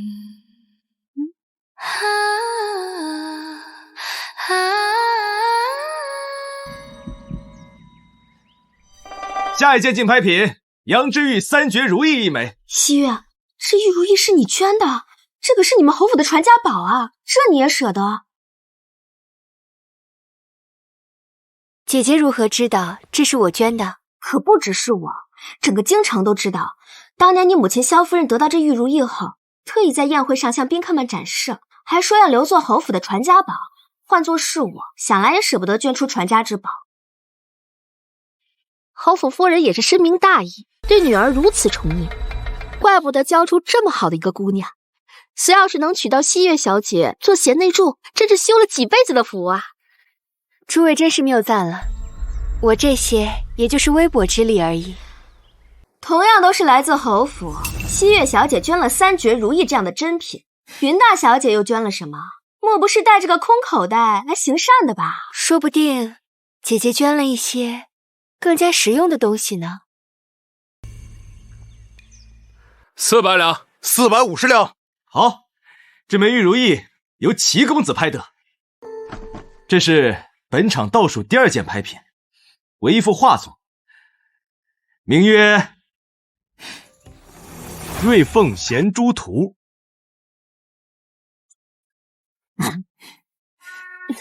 这谁捐的？这明明是鸡嘛！这哪是什么瑞凤衔珠图啊，分明是小鸡啄米，还是一只痴呆笨鸡。这是谁捐的？就拿这种破烂货来糟蹋场子，这叫晃！别辱没了文房四宝。还能是谁？满场就剩袁大小姐拍品没有露脸，除了她还能是谁？真是让人笑掉大牙。这东西给我都不要，倒是他把它捐了出来。得亏他现在不是侯府千金了，要不然真是要把侯府的脸都丢尽了。云起小姐，这幅《瑞凤衔珠图》可是由你所捐，又或是出自你手？是我。云起小姐，即便是你不愿意捐出一些珍品，以寻常的笔墨纸砚表意亦可，可这般实在有失竞拍会的尊重。苏公子这话我可不敢苟同。这场竞拍会的原意就是让人拍下旁人所捐赠之物，所得银钱用于赈灾，意思就是说与捐赠之物本身如何是没有关系，只要有人拍下，只要能拍出价钱就是好的。就你这破画，扔大街上乞丐都不要，指不定还踩上两脚，谁拍啊？好了，既然如此，那便按照流程办吧。这幅《瑞凤衔珠图》起拍价就定为10文钱好了。这10文钱都是苏公子给云起面子，谁会愿意拍下这么一幅潦草的破画呀？10两。市井上一整幅名家山水，最多不过5两。霍将军居然为了一副墨团鸡出价10两银子。我知道了，他虽然被休弃了，但毕竟是霍将军的前妻，为了不让他在宴会上难堪，也是为了维护将军府的面子。500两。霍将军这么做，我还能勉强理解，但谢世子这是怎么了？他不是对云起恨之入骨吗？之前全场卖出价最高的，也是西月小姐捐赠的3绝如意，没想到这破画竟比这玉如意价还高。这怎么可能？凭什么？凭什么云起一幅破画竟卖出的价格比我拿出的侯府传家宝还高？按竞卖会规矩，他是想和他单独会面半日，云起惹怒了他是想借此刁难报复回来。100两黄金。100两黄金？是我们疯了，还是霍将军疯了呀？花这么多钱买一副小鸡啄米的破图，这简直就是拿金子往水里砸呀！哎呦，是啊，110两黄金。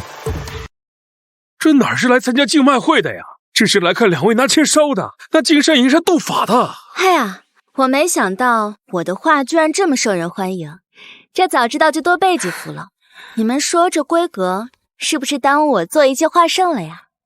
云小姐，我看你还是少说些话吧。150两黄金。180两。你们不要再打了，我知道我的画经验绝伦，但是你们不要再争了。哼，这女人怎么这么会自满自夸？要不是为了和她单独见面好报复她，谁会花这么多钱买这么一幅破画？又不是脑子有坑。霍将军，谢世子既然对我的《瑞凤衔珠图》如此爱不释手，不如您便成人之美。若您真的对我的画作感兴趣，今日我再亲绘一幅蛟龙入海图相赠，如何？瑞凤衔珠都能画成小鸡啄米，这蛟龙入海，怕不是要画成一只大泥鳅，在泥塘里打滚吧？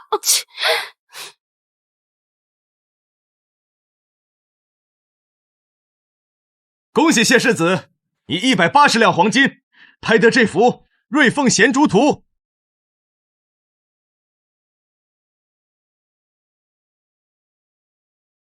恭喜！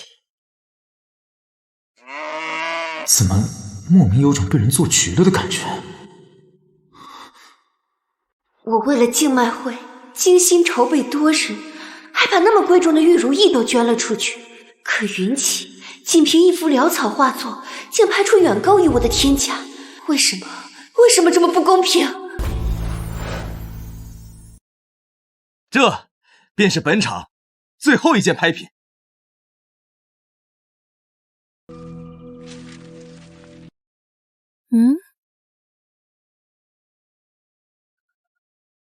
原以为云起的那幅破画就已经够敷衍了，这又是谁啊？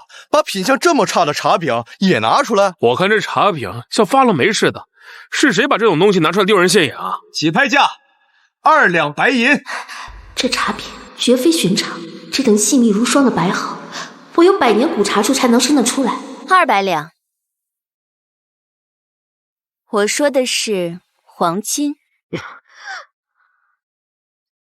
这是竞卖会，不是玩笑，叫了价是要付钱的。我可没开玩笑，我说的就是200两黄金。云起，你闹够了没有？这里是伯爵府，不是供你撒野的戏台。林小姐此话何意啊？且不说这茶饼有没有发霉，就算是再好的茶，顶天值几十两银子，谁会花200两黄金买这么个破茶饼？再说了，如今你什么身份，什么情况？别说200两黄金了，让你拿20两白银都拿不出来。别再空口白舌的胡乱喊价，你拿我们当猴耍呢？就是啊，苏公子，你这竞卖会也算是行善赈灾的义士，可却被那云起拿一个破画搅和了，还在这乱喊价格，扰乱秩序。依我看呀，你应该差人把他请走，别脏了这善事。哼！谁告诉你这是块破茶饼的？难不成你还想说它是金饼？金饼？这茶饼可比金子金贵多了。这茶饼用的是黔中秘境的雪顶崖，那千年古树只长在终年云雾缭绕的峭壁之上，如今更是已经绝迹。每年谷雨前3日，采茶人都需系着藤索，悬在半空中，用竹篾轻摘芽尖。这一棵古树呢，只能产出2两来，上百斤鲜叶才能做成这一个茶饼。这若是落到懂茶人的手中，必定是要供在博古架上的。用金银来比对它的价格，简直就是亵渎了它。你说的是真的？自然是真的。可这云顶雪崖早就绝迹了，别人都没有见过，你怎么会这么了解？莫不是你信口胡诌的吧？云小姐此言不虚，但先前我只认出这茶是上等的古茶，却没想到这茶竟如此珍贵难得。就算这个茶饼是个好东西，你喊出200两黄金，你拿得出这么多钱吗？这200两黄金，我区区200两黄金，云姑娘如何出不起？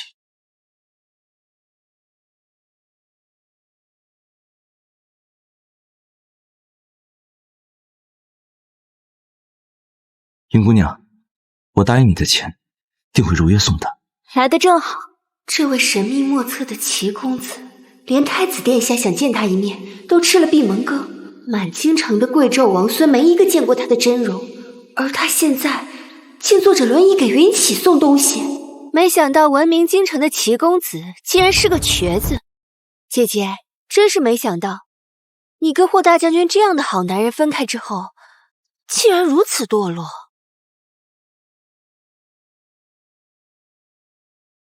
瘸不瘸的有什么重要的？阿卓带给我的欢愉，是你们这些端着的贵女一辈子都感受不到的。哼！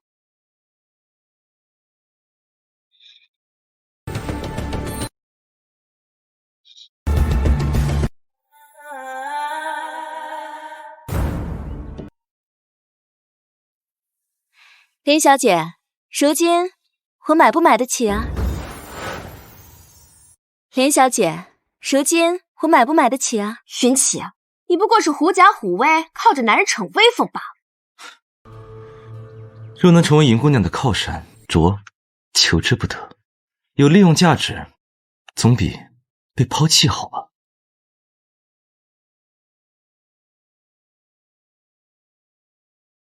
阿卓说的对。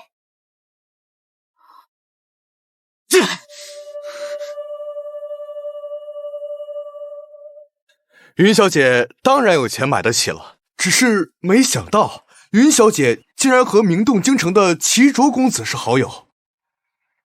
哎呀，真是意想不到啊！什么朋友能送来200两？我看明明就是他不知道从哪儿调来的冤大头，等等，这茶饼是200两黄金买的，今天拍卖的最高者就是这茶饼。正是如此。那我刚才花180两黄金买了云起这破画又算什么？算有钱又有病。好了，本次竞卖会到此结束。竞卖总价列为前3的，可获得伯爵府珍藏的珐琅花叉、官窑瓷器、书画卷轴，任选其一，作为答谢礼。世子，你作为男子，应当气度非凡，应当愿意将这东西让给我吧。妹妹，你如今可是侯府捧在手上的宝贝，自然是不缺金银和字画的。那我将你的那一份拿走，你自然不会介意吧？若与云起争，岂不是显得和他一样上不得台面？姐姐如果喜欢的话，那妹妹给姐姐便是。世子，随便你。还没谢过世子爷慧眼识珠，我的那一幅《瑞凤衔珠图》，你可千万别忘了带走啊！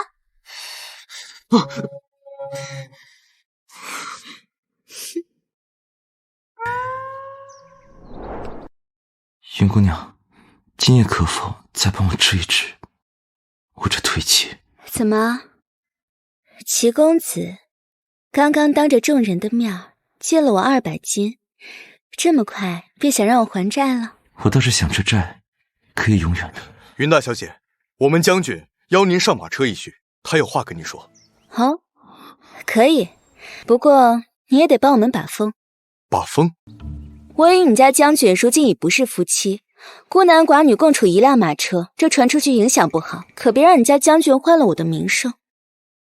霍将军毕竟已经是前夫了，我相信他不会做出这种逾矩的事。对，今夜等我。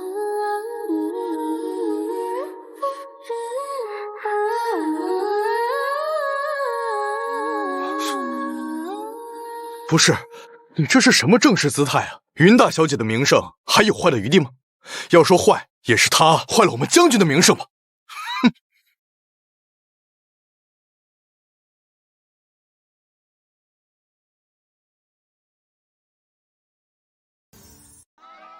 将军叫我来是有何事？齐卓为何送你200两黄金？那日之后，你们还见过？我与齐卓见了几次，将军似乎十分在意。纵使相交多年的至交，又有几人会将这么多黄金轻赠旁人？莫非是真的关系匪浅？齐公子送我黄金，是因为我去伯爵府前，差人去漱玉楼给他送了一封信，问他借了黄金100两。那钱我替你还，那人不简单，你离他远些，以免招致威胁。为何我欠他的与欠将军的都是钱，有什么不同啊？当然不同，我只是好意提醒罢了，你若不听也就罢了。还有那谢灵雨，先是齐卓，后是谢灵雨，拿我当犯人审呢？我没有。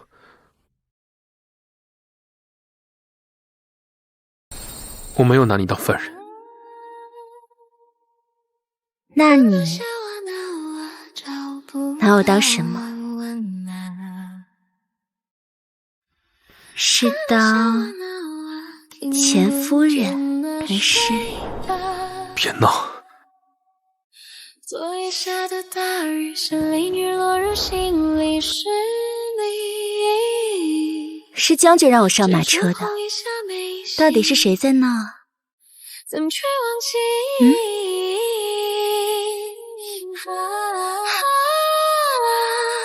怎么一不小心忘记？小姐，我听人说您上了这辆马车，您在里面吗？我在。看着你就像是我正在整理衣裳，你先不要进来。看着你就像是有天晴。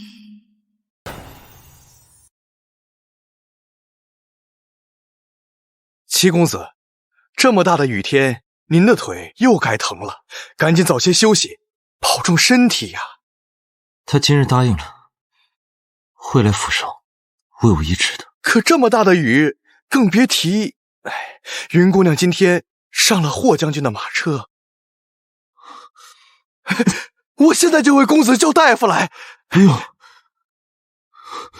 大夫治得了腿疼，他治得了我这颗心吗？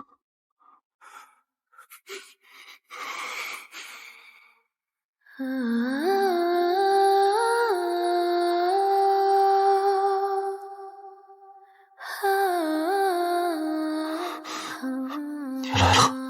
这么大的雨，不回房间，在此处等我。这雨天，我的腿好疼。云姑娘，你帮我看一看可好？果然这欠的债，总是要还的。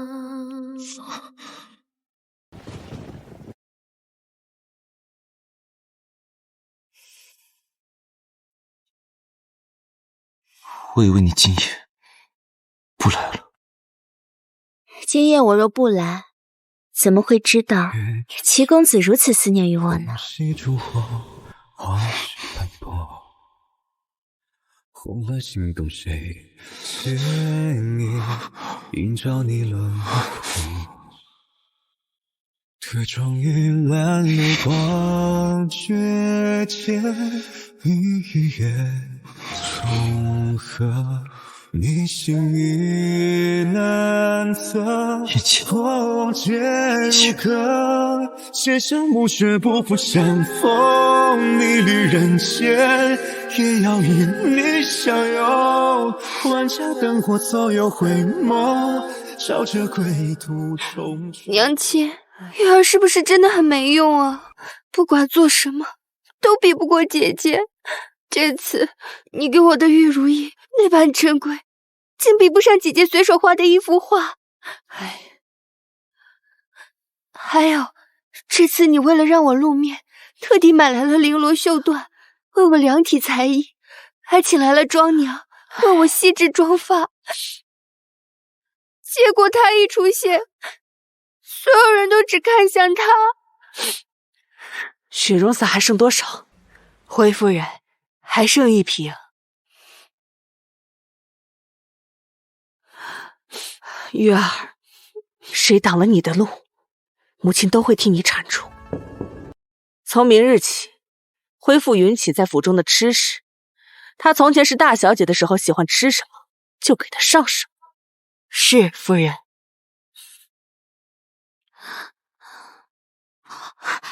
小姐，昨晚下了那么大的雨，你去哪儿了？都不带我。昨晚的场面，若是让你看见，那还了得？小姐，奴婢给您上膳。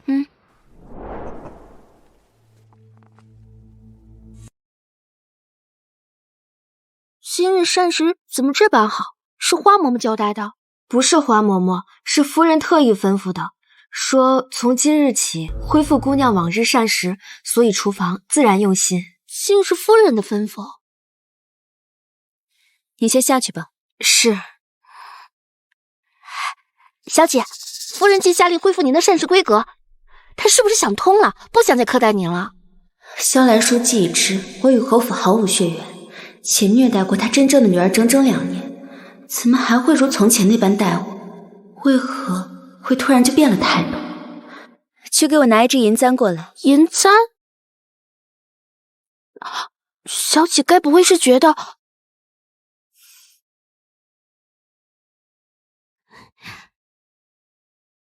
给。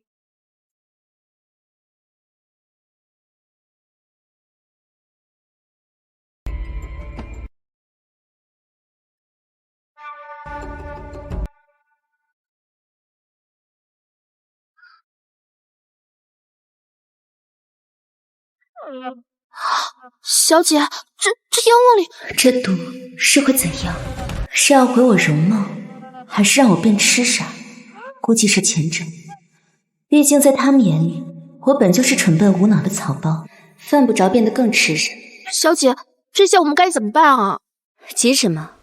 先吃饭，待会儿你偷偷将燕窝倒掉，不要被旁人发现。你找机会去探探花嬷嬷的口风，若她对此事不知情，那应该就是萧兰叔身边的刘嬷嬷干的。好的，小姐。对了，待会儿我要去漱玉楼，你将昨日我在静脉会上获得的谢礼给我拿出来。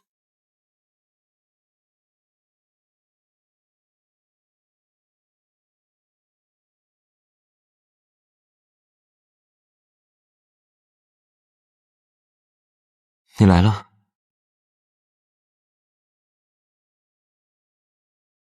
昨日比较匆忙，还没有感谢公子替我解围，今日便带来了谢礼感谢。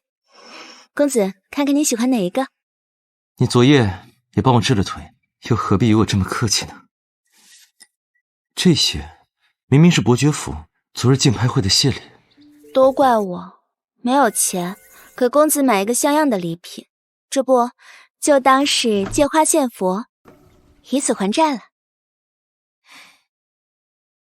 那我若是说，我说这不够呢？我说这不够呢？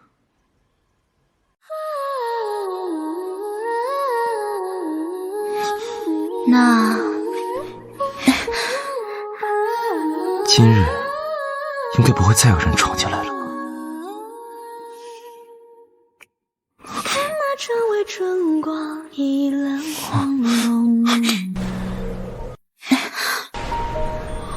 光连连打落，桃花颤抖枝桠。昨夜绵绵耳语，情意缱绻如许未散去。情丝拂动你眉心，却绕着我心。喜欢吗？翻云覆雨不忍心，坠入夜空沉。口有点渴，想喝茶。去做吧。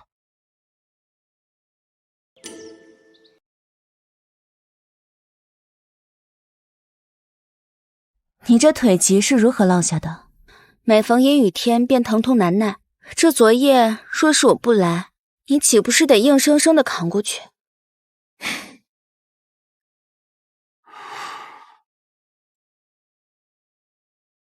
我的腿乃是寒痹症，我曾在阴冷潮湿、不见天日之地待了10年，寒湿入髓，经络阻滞。后来每逢秋冬，膝下便如坠冰窟，这些年又愈发严重，才难以行走。一个皇后嫡出的皇子，为何会在那种地方一待便是10年？他莫不是在因医术不足而犯难？许多名医都断言我的腿没得治了，所以姑娘不必有压力，你能为我缓解，已是良方。既然应下了，就没有退缩的道理。而且你这腿若是寒痹症，就好办了。哦，公子既然花了200两黄金替我解围，我就一定会替公子治好腿疾的。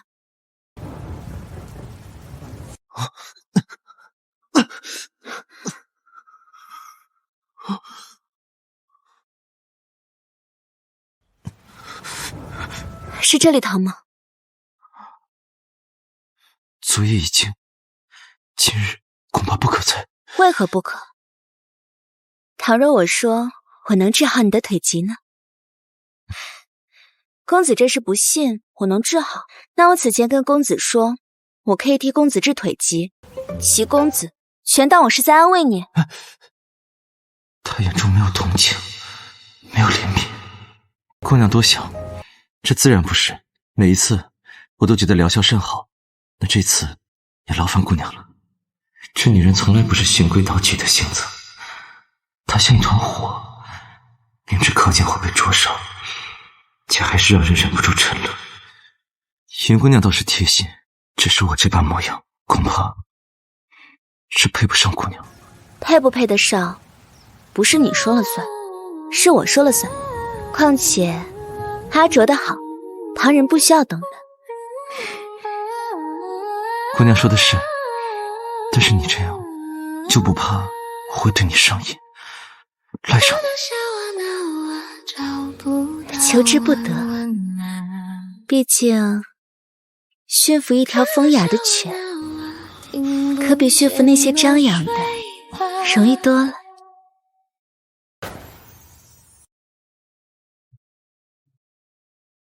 这块茶饼可是你豪掷200金得来的，是你的心爱之物，怎能就这么敲碎了呢？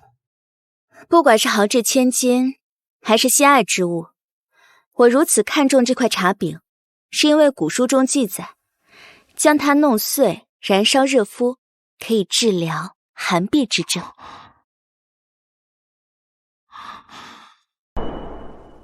他做这些都是为了我，为了我在宴会上还忍受了旁人对他的指摘和巨大的屈辱。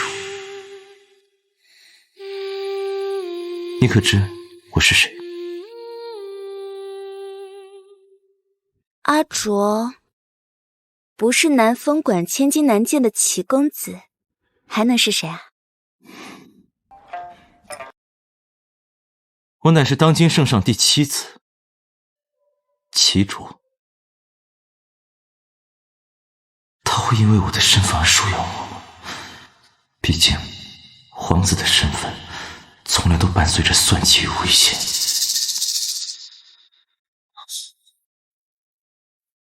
皇子藏了这么久，还真是能忍啊。这寒疾是在冷宫得的吧？是，母后早逝，我被人陷害，在冷宫足足待了10年。10年，真是辛苦你了。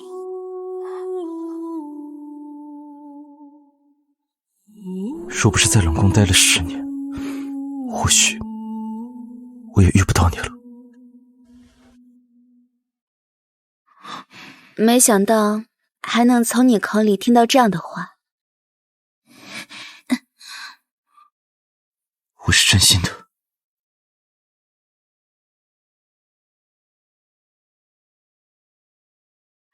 公子，太子殿下来了，说是想见您一面。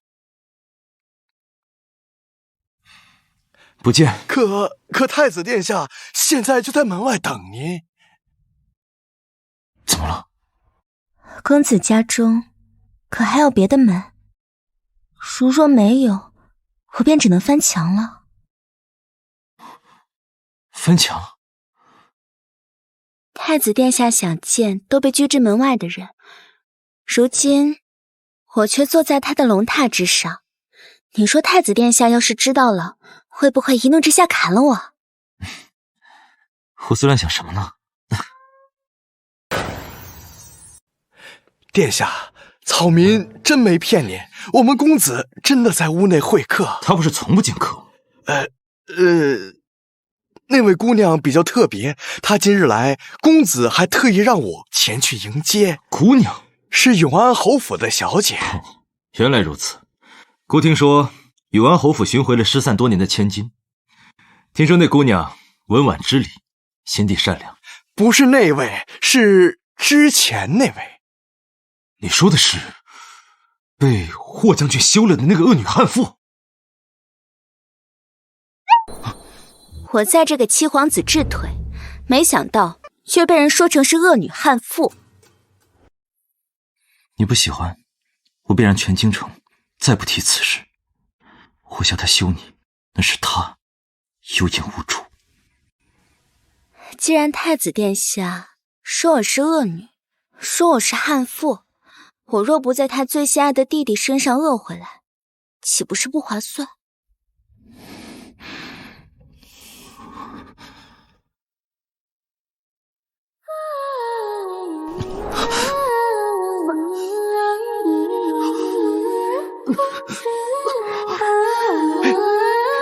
七公子，您没事吧？走开！看那窗外春光依然晃动梦啊，月光连连打落，在他身边才有这种自己仍然活着的感觉。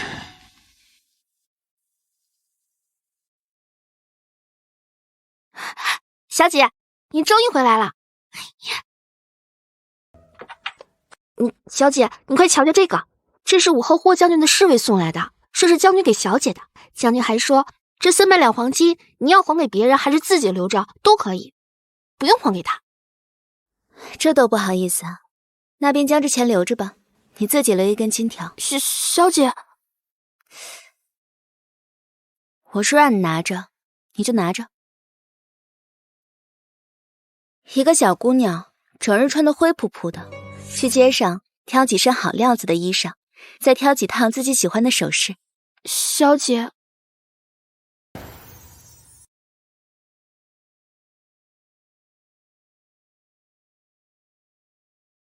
小姐，我今日去厨房探了探，花嬷嬷似是真不知道下毒的事。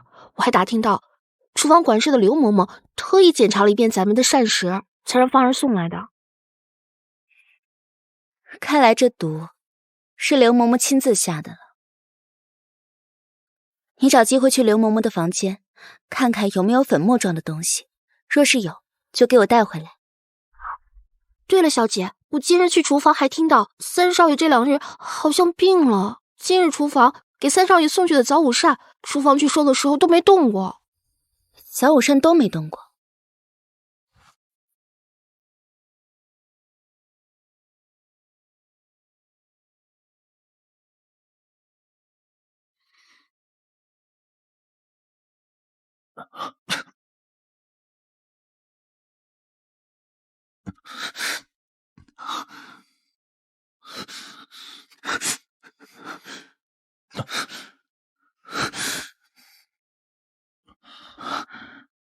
这么烫，若今夜我不来，这屋子明日岂不是就变成停灵的地方？水。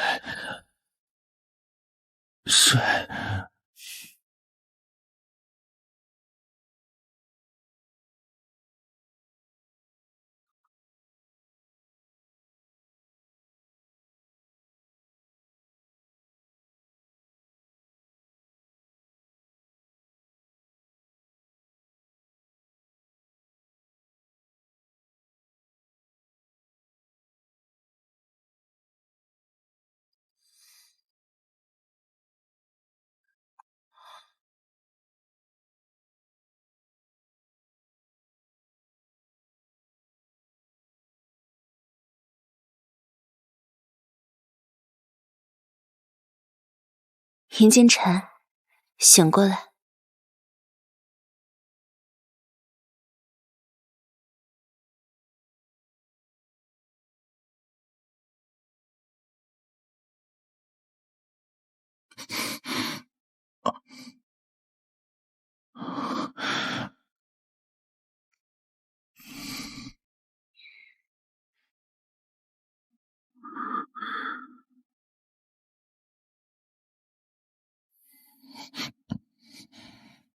怎么是你？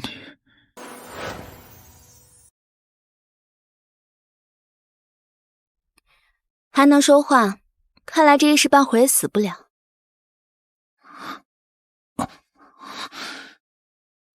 你怎么知道？都病成这样了，为何不叫服医啊？只是发烧而已，除非我要死了，服医才肯来吧。把衣服脱掉，转过身去，让我看看你的伤。不用。脱衣服，转身，不要再让我说第3遍。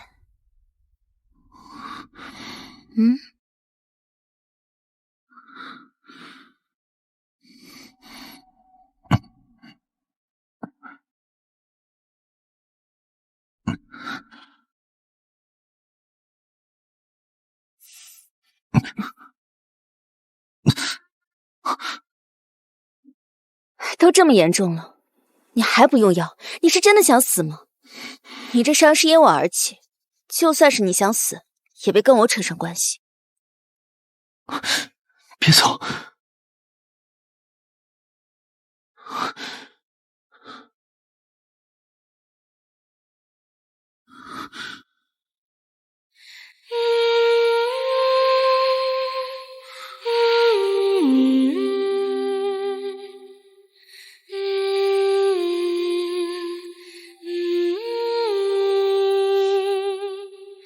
把你身上擦干净，换身衣服，暗涔涔的，恶心死了。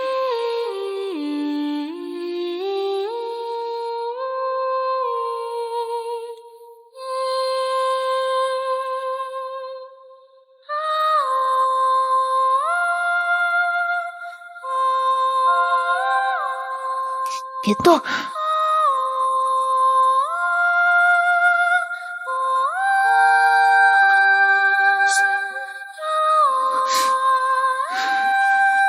死都不怕，你还怕疼呢？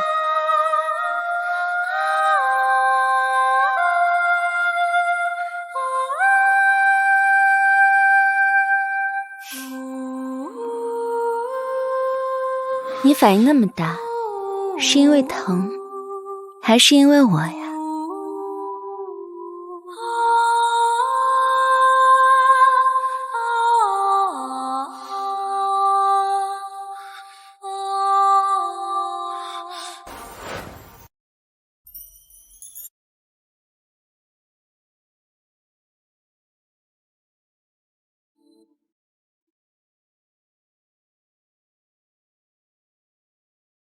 你一整日都没吃饭，我给你带了一些吃的东西过来，这些都是提前让穗禾热好了。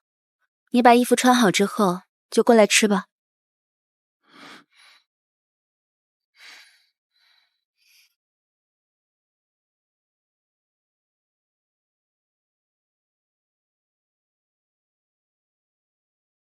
这是你的晚膳，你没有用晚膳。我不饿，而且要保持身材。可是你的胃不好，不用晚膳会胃疼。况且，你已经那么瘦了。你真的烦死了。我知道了，那你坐下跟我一起吃。皎洁一晃，心血佛界，写满炽热承诺，腐朽转身问因果，终杀手。长夜无眠梦，回远，晨光正婆娑。可窗玉兰流光绝间，一月重合，你心意难测。过往皆如歌，千山暮雪不负相逢。你旅人间，也要与你相拥。万家灯火，所有回眸，追作银河，停驻在我眼中。浮生若寄，不问西东。踏醉凌霄，惊鸿一瞥匆匆。亘古长夜，唯一执念，燃着心烟，照着归途重重。我吃饱了。注定无人会将荆棘梦着心萤火。怎会见在这结局终将要走了吗？怎么舍不得？不是。你放心，我不会走的。至少在你睡觉之前我不会走。我怕我走了之后，你死在这儿都没人给你收尸。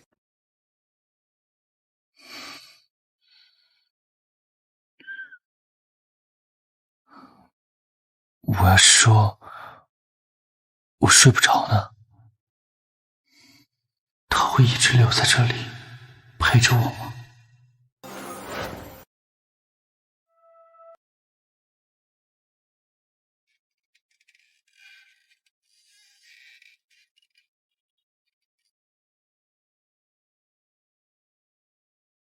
你不睡觉在这看着我干嘛？你来的时候给我喂了水吗？是啊，你这人真奇怪，嘴上叫着渴，茶递到嘴边却牙关紧闭，弄得我满手都是水。那你是怎么喂你的？当然是喝到嘴里，一口一口渡给你，不然怎么给你喝啊？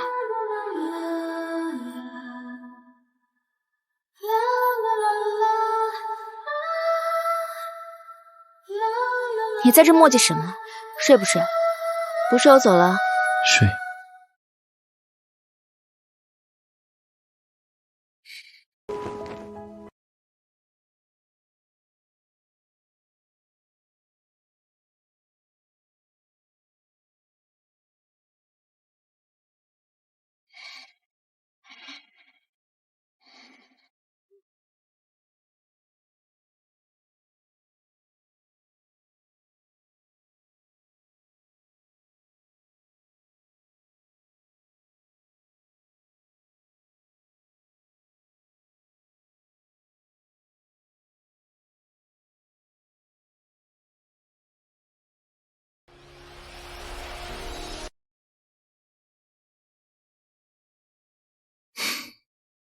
月坠星湖，风息烛火，往事我现在的体温刚好可以用来给你暖床。一晃，心血浮溅，写满炽热承诺，拂袖转身问，因果终闪烁。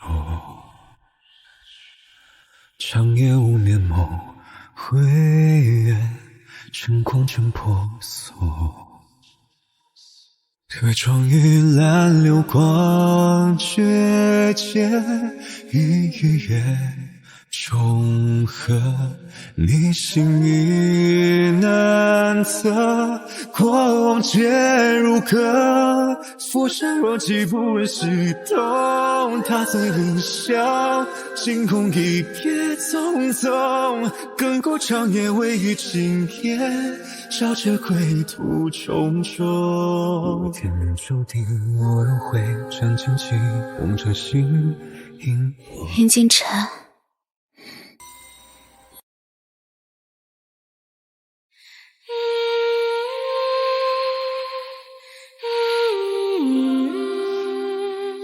这是什么？你送我的礼物。我不是记得我扔了吗？我捡回来了。什么时候？是云四野去竹影轩找你，你让我滚的那一晚。所以你当时走了，是摸黑去竹林找这个玩意儿？找了多久？没有多久，1个多时辰。你到底是想找这个东西，还是想做我的人？做我的人。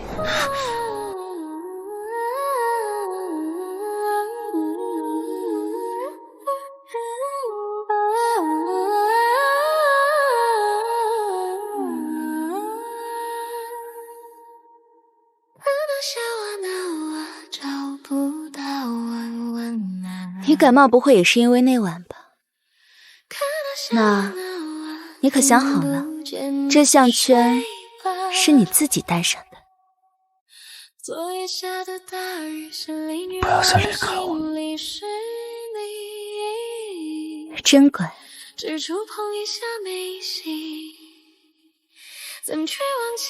不听话的弟弟有惩罚，听话的弟弟有奖励。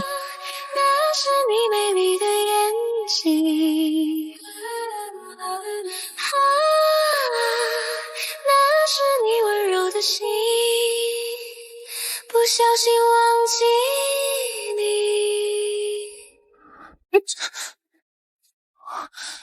当弟弟就要有当弟弟的自觉，没有经过姐姐的同意，竟敢私自要奖励，这也是要受到惩罚的。是。今晚我允许你跟我一起睡，帮我回竹影轩，天亮之前自己滚回这里，不要让旁人发现。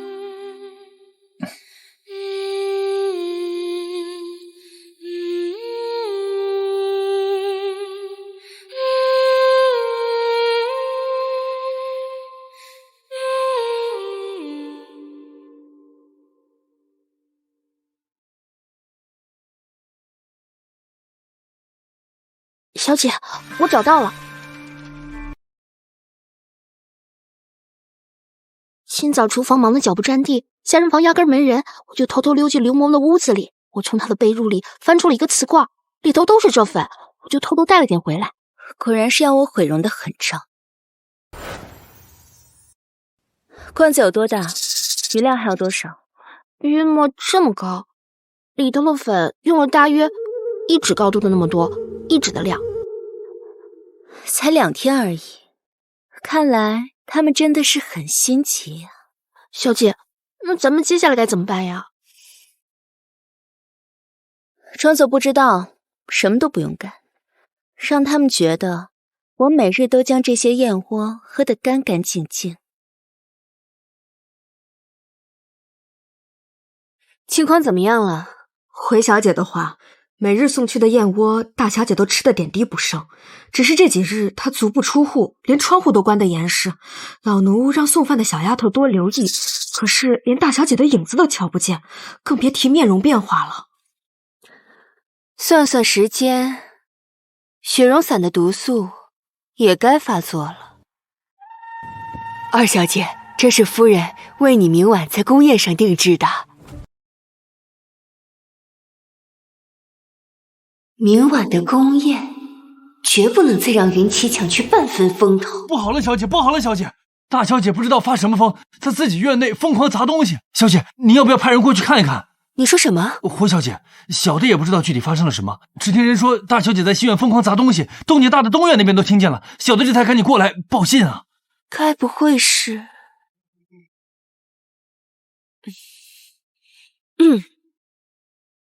不用派人了，我亲自去看。小姐，你消消气。小姐，如今我才是真正金枝玉叶的侯府嫡女，还何须怕云起这冒牌货？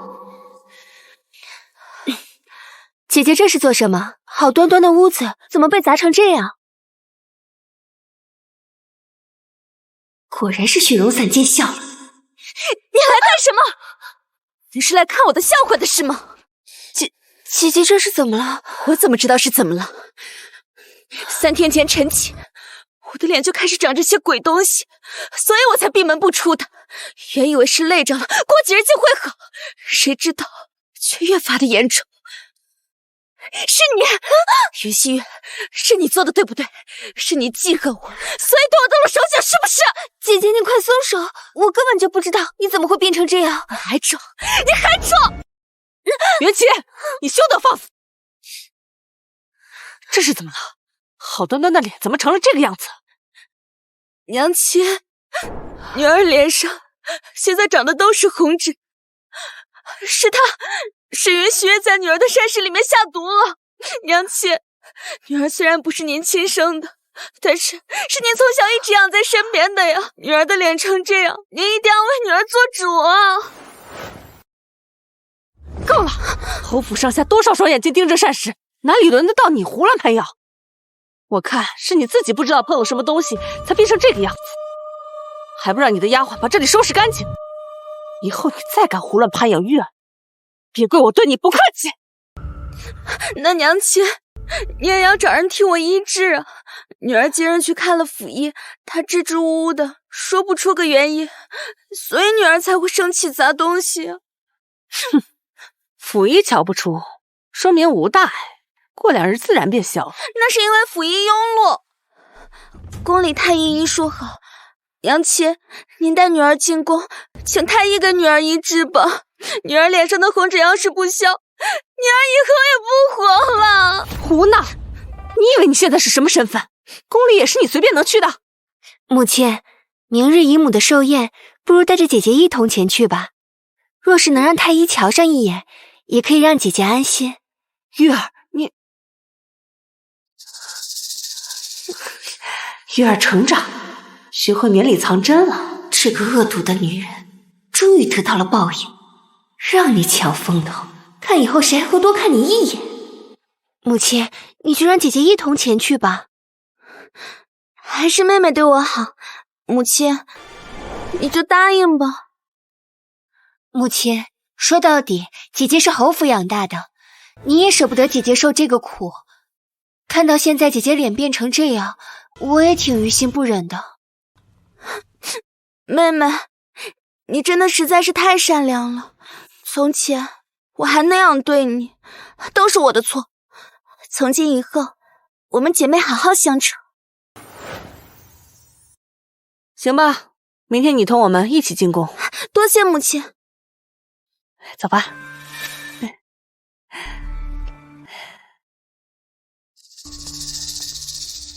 小姐，您的演技也太好了，要不是奴婢先前知道您的打算，奴婢也会被您骗过去的。我若不这么说，他们怎么会带我一起入宫？我呢，最喜欢看别人搬起石头砸自己的脚。七公子，您就吃一口吧。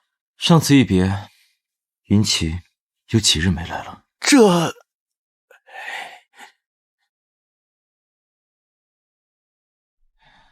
明月高悬，想来切不得曾招多少人，估计早就把我抛之脑后了。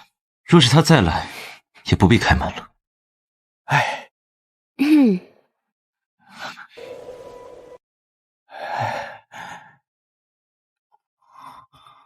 我倒是不知哈卓私下里是如此思念我。你又是谁？哈卓，你莫不是病情严重，看不见东西了？是我呀，我是云起。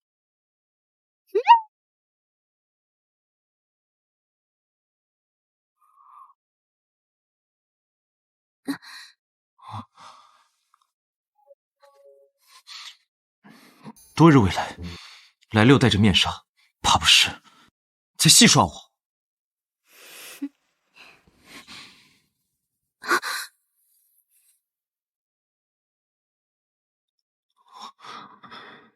这是怎么了？你竟然不怕？这种怪病可是会传染的。要是传染给我，能与你分担痛苦的话，也算是值了。疼吗？我现在就去叫太医。不能叫太医，你要是叫太医，我的计划就全泡汤了。什么计划？要将你的脸弄成这样？皇城之中危机四伏，我一个侯府假千金更是如履薄冰。哈卓，你不愿意回去恢复七皇子的身份，我只好单枪匹马闯进宫中，给自己铺路，找一棵大树喽。哈卓不想恢复身份便不恢复，我理解的。我此次来是为了向你借一样东西。什么东西？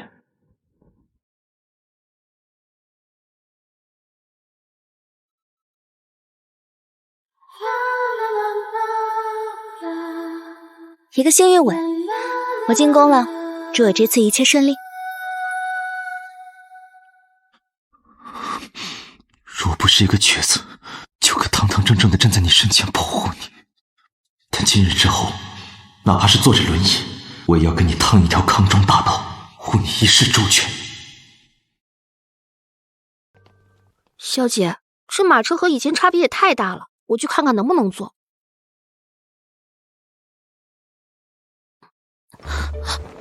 咦，这马车又脏又破，怎么能让大小姐坐呢？还真把自己当大小姐了，能进宫就不错了。坐这种马车还嫌委屈了？你这奴才是什么态度？大小姐她……算了，没想到小姐现在这么能忍辱负重，小姐果然是成熟了。什么低贱东西，也敢在我面前放肆！要么滚上来给我驾车，要么你就再也不用上来了。是。小姐，这会换车怕是来不及了，您要不先将就些坐下。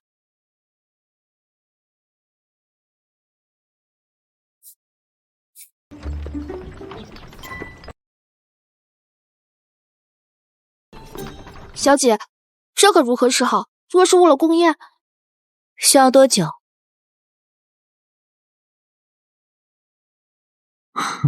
真是老天有眼，可算等来一个报仇的机会。停车！哟，这不是云大小姐吗？好端端的站路边干什么？世子爷，我家小姐马车突然出了故障，耽搁下去，怕是会误了进宫的时辰。世子爷也是要去赴宫宴的吧？不如行个方便，捎上我家小姐一起。是吗？那可真是太好了。怕耽误时辰，那就走着去呗。我给你算算啊，顺着这条路一直往东走，穿过3条街就是宫墙，也不是很远。世子爷，您这话可折煞人了。坐车不过1刻钟的路，真要走路，起码也要半个时辰。小姐身子娇弱，如何经得起这种奔波？他不是最有本事的吗？走上区区半个时辰，就当是锻炼身体了。你要是不想走，那就只能求我。你要是软言软语的恳求我，我倒也不是不能让你上来。幼稚！他竟然说我幼稚！你去路边寻块干净石头给我，我坐着休息一会儿。误了时辰便误了，等马车修好了我们再走。是。这女人怎么这么固执？你确定不求我捎上你？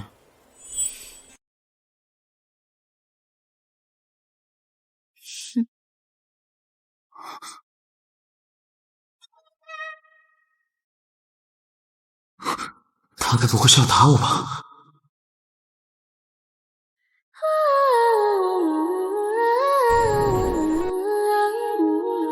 他不是要打我，难道？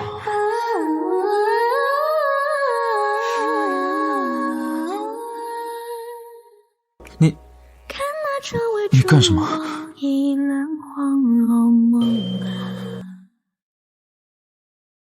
月光潋滟打落，桃花颤抖枝桠。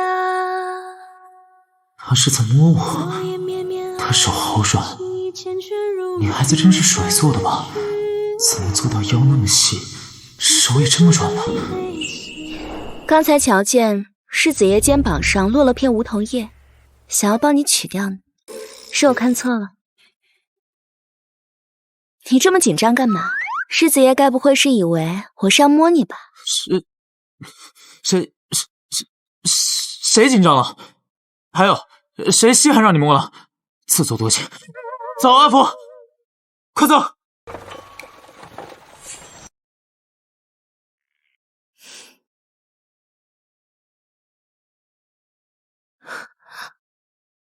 小姐，咱们当真要在这风口里等着？不要着急，你就按照我说的去做。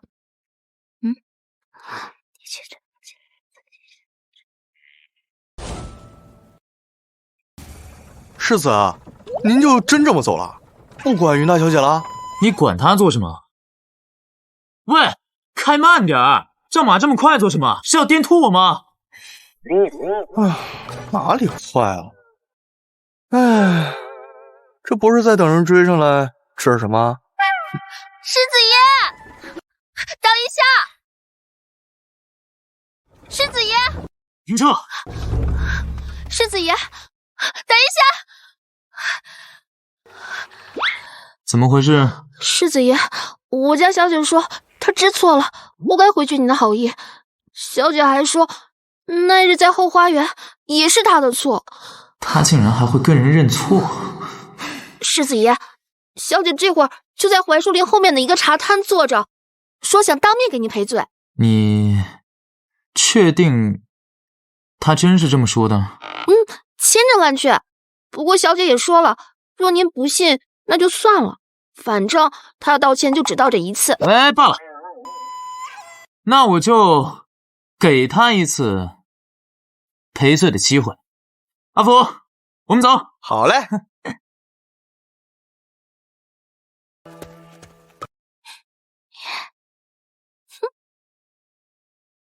世子爷，这树林连鸟叫都听不见，哪像有茶摊的样子？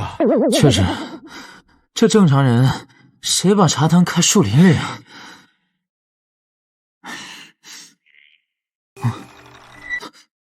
哎，我平安扣呢？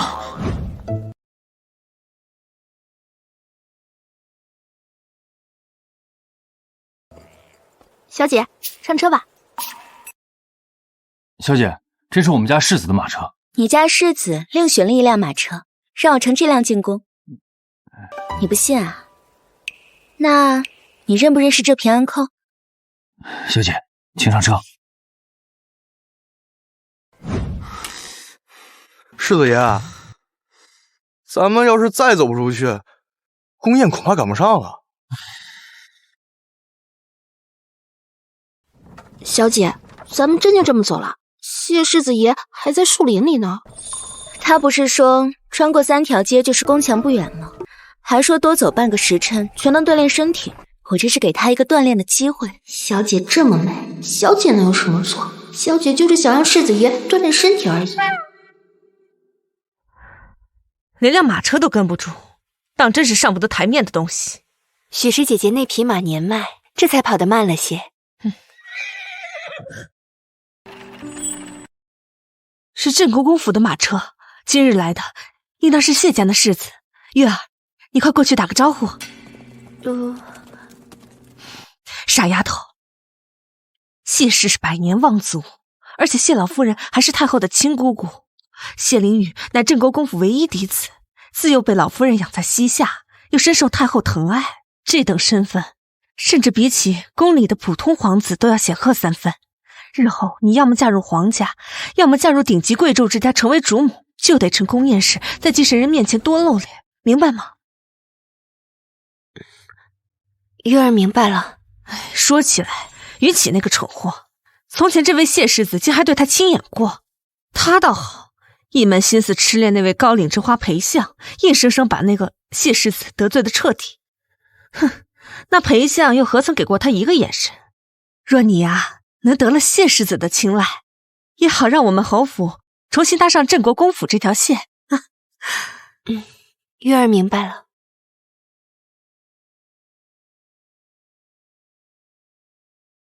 可是谢世子在内，前几日安远伯爵府的竞卖会上，我曾见过世子，却未能攀谈。没想到今日竟在此处又遇见了世子，真是巧啊！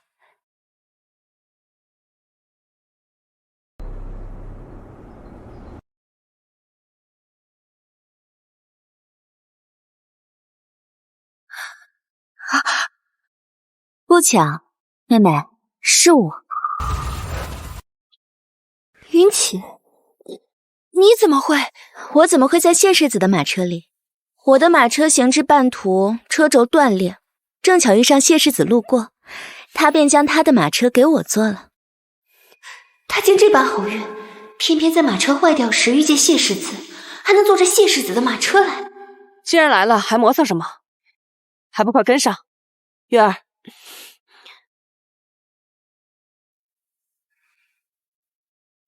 客气啊，哎，宁姐，好。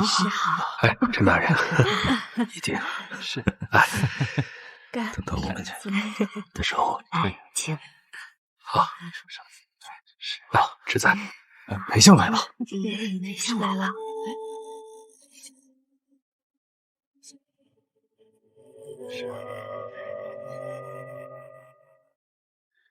裴县官常爱穿青色，这是巧合，还是他今日故意穿了与裴县相配的颜色？他好装啊，让人想把他从云端上拉下来。好，一个两个都不理我是吧？云奇，你把我骗去槐树林，自己去坐我的马车进宫，你怎么这么厚颜无耻？还有，我的玉佩是不是你拿的？你拿了我的玉佩才使唤得了我的车夫，还给我！这不是谢世子自己说的吗？区半个多时辰的路而已，多走几步全能锻炼身体了。我这是为了你好。原来那马车竟是云起设计骗来的，而且他骗了人，竟还如此不知悔改。姐姐，纵然你曾与谢世子相熟，但是你怎么能这般对谢世子呢？骗了他的马车也就罢了，竟还偷了世子贴身的平安扣，你这实在是太过分了。依我看，姐姐还是赶紧把平安扣还给谢世子，给他赔个不是吧。谢世子定然觉得我善解人意，与云起不同。哼，你是什么东西？他骗我关你屁事？轮得到你插嘴吗？啊！人家到底是真正的侯府嫡女呢，谢世子真是一点面子都不给。要我说，这侯府嫡女也就是多事。那云起再怎么厚颜无耻，与谢世子也是青梅竹马的情分。便是吵翻了天，也是人家的私事。他忽然插过去凑一嘴，能不讨嫌吗？哼，是西月唐突了。谢世子这是做什么？西月妹妹也是一片好心替你分说，你何苦这般尖酸刻薄？即便不熟，也该顾些体面吧。你也滚！我要干什么还用不着你指手画脚。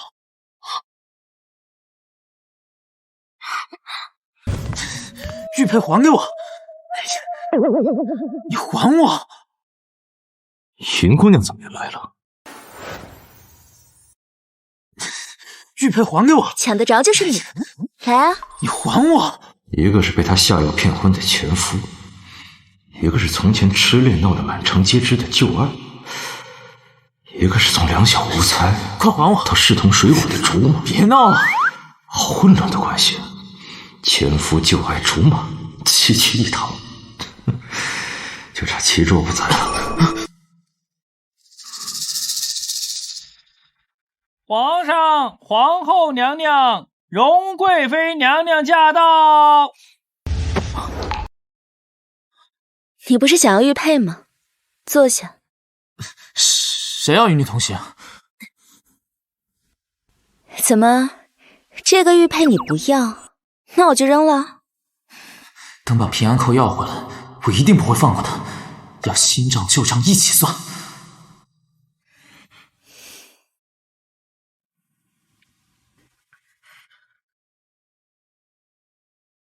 参见皇上。平身。谢皇上。都免礼落座吧。今日是荣贵妃生辰，朕特设宴同乐，诸位爱卿不必拘谨，且尽兴畅饮，共贺良辰。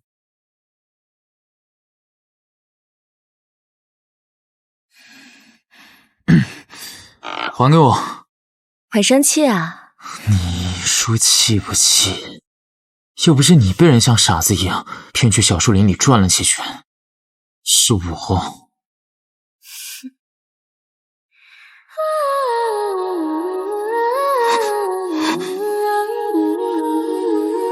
你干什么？你干什么？方才见你一路走过来过于紧绷，我帮你按按。反正小时候我连你不穿裤子的样子都瞧过，你害羞什么？你别胡说。我没胡说，我只是好心帮你按按。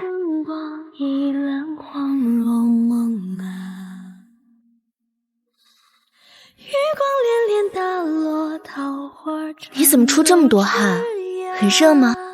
要不要喝口茶？昨夜绵绵耳语，情意缱绻如许为散许。情丝不懂你眉心。好了，够了，你别再弄了。初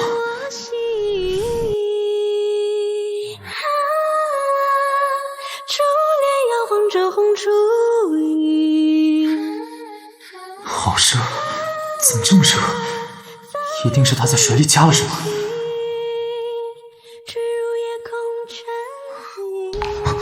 他怎么把手收回去了？还生气吗？气什么气啊？你是我祖宗，行了吧？转过去。转过去？你要我转过去做什么？你不是让我把玉佩还给你吗？我知道，这是你娘亲留给你的，我可有好好保管哦。你转过去，我帮你系上。算你识相。我大人不计小人过，我就不跟你计较了。可追蓝流光绝间，一夜重合你是迷人又细手又软又香。镇国公府那谢世子不是和侯府那个假千金闹掰了吗？现在瞧着感情好像还是很好啊。不过就算谢世子再喜欢他，但镇国公府怕是再也不会让这样的女子进门了吧？那你可就想错了。就谢家世子那天不怕地不怕的脾气，他喜欢谁想娶谁，谁都拦不住。好，承贺礼。镇国公府贺珊瑚雕蓬莱仙岛一件，愿娘娘寿比南山，福泽绵长。安远伯爵府贺长寿赋一卷，祝娘娘贺寿无疆，长乐未央。永安侯府贺千秋岁宝匣一件，祝娘娘福寿双全，永享尊荣。这些寿礼，爱妃可还满意？陛下为臣妾操办寿宴，满殿珍宝皆是陛下心意，臣妾欢喜的紧。只是臣妾还对一件东西很感兴趣，不知陛下想不想听？爱妃但说无妨。臣妾前些日子听闻安远伯爵府举办的记民竞卖会上，臣妾姐姐的女儿云起，她捐出一幅自己画的瑞凤衔珠图，被定远将军和镇国公府的世子高价争抢，最终是那位谢世子以180两黄金拍下。臣妾就是好奇，这画作究竟如何精妙啊！今日云起也在寿宴上，臣妾斗胆求陛下开恩，不如让这孩子现场再做一幅此画送与臣妾，就当给臣妾的寿宴添个彩头，您觉得行不行啊？若云起在盛驾前献丑，便是触了皇家体面，陛下震怒之下，总能寻个由头将他拿捏。终于等到他的报应了。他再怎么坏，也不能真眼睁睁看着他出丑送死了。这个笨蛋，他到底知不知道现在是什么情况了？他自己一点都不担心吗？哦，哪位是云起？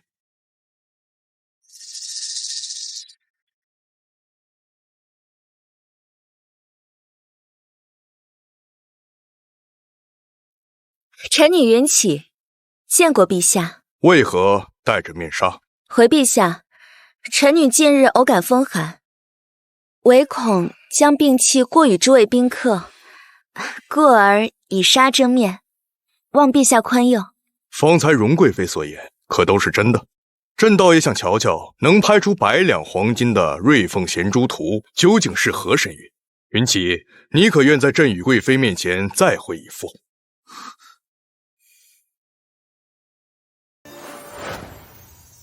云起，你可愿在朕与贵妃面前再绘一幅？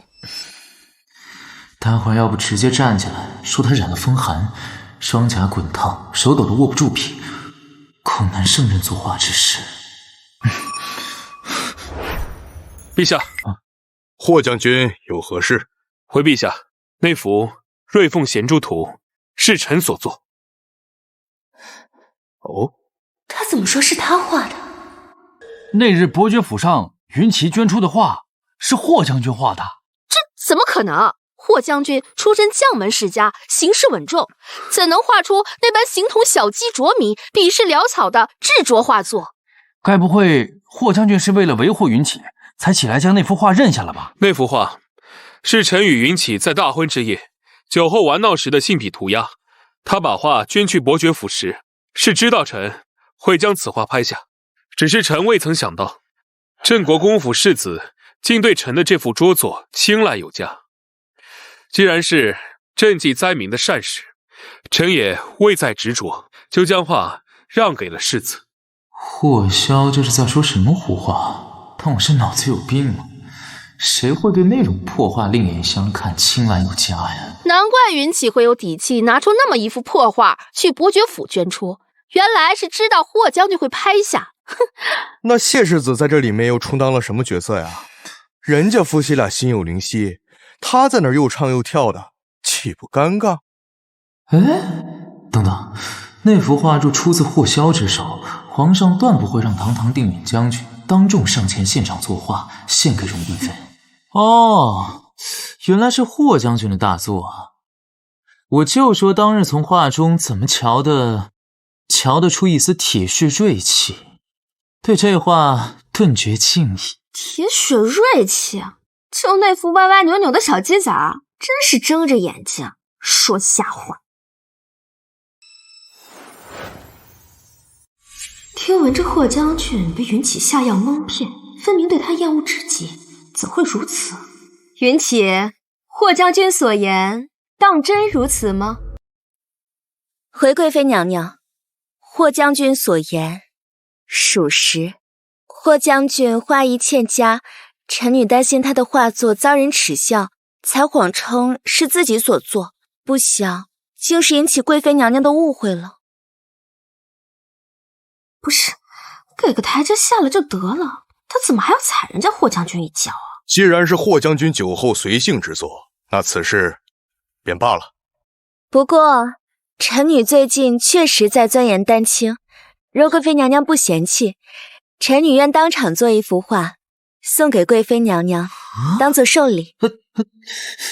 他是不是疯了？好不容易将他从坑里拉出来，他竟然又主动往火坑里跳。云起，别闹了，这可是在皇上面前，不是闹着玩的。往日总听人说这假外甥女愚不可及，今日一见，才知传闻半点不假。皇后以为如何？便让这孩子试试吧，画的好坏与否并不重要，重要的是他有一份孝心，总归是一片心意。好，备画具。哎呀，这他行不行？一会儿肯定丢人啊！他们不会真以为我只能画出那种小鸡啄米图吧？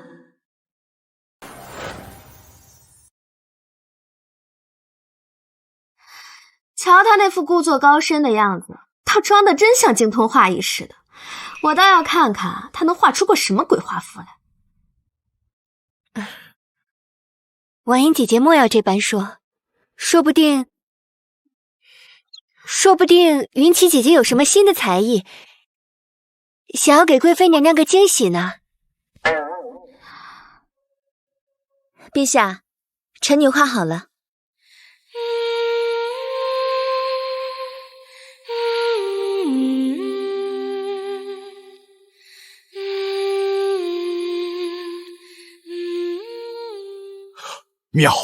妙极了！你说近来才开始研习丹青，若不是太过谦虚，便是天赋异禀啊！将画呈给皇后与诸位爱卿共赏。怎么可能？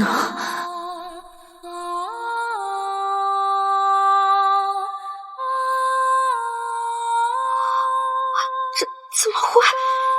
这个云起不是只会画什么小鸡啄米吗？他怎么可能真的会画画，还画的这么好？而且他这画孔雀和白鹭，他这是什么意思？竟被这么个小丫头摆了一道。云起到底是画了什么呀？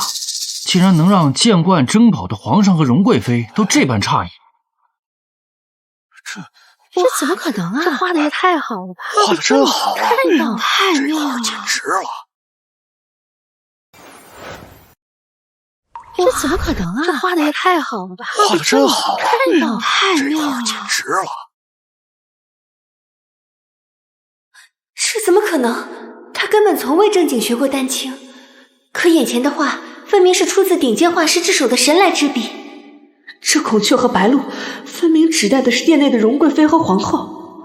金鳞孔雀昂首开屏，暗合荣贵妃近日宠冠六宫的张扬姿态，而那白鹭气质温柔，正是皇后母仪天下的写照。难怪刚才荣贵妃看了画面色骤变，皇后看过之后也若有所思。到底是巧合，还是我想多了？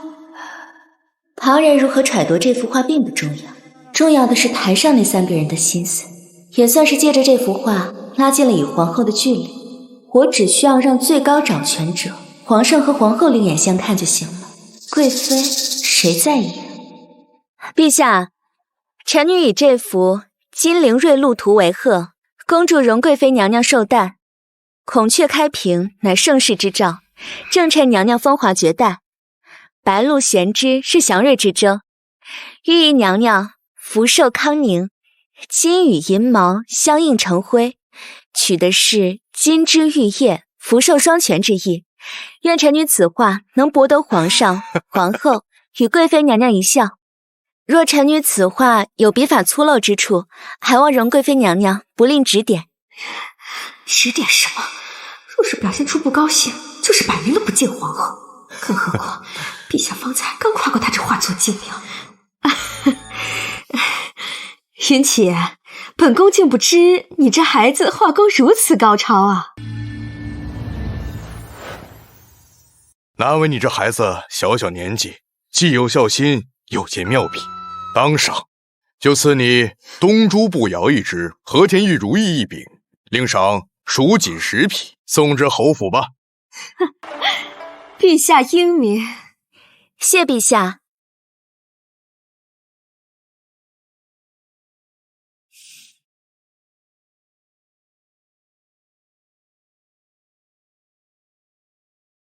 你什么时候学会画画的？我以前怎么不知道？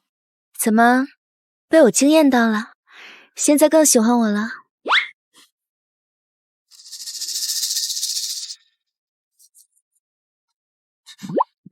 你怎么那么厚脸皮啊？这谁会喜欢你这种坏女人？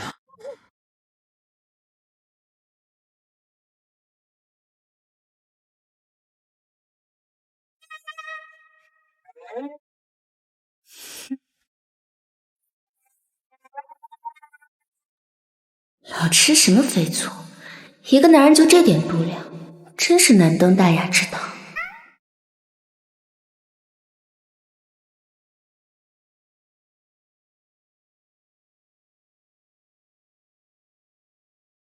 移驾揽月台祈福。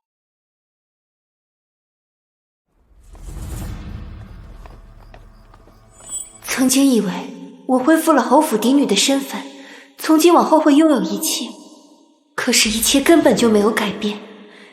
云起明明是冒牌货，却将本该属于我的目光、尊崇通通抢了去，我不能就这样坐以待毙。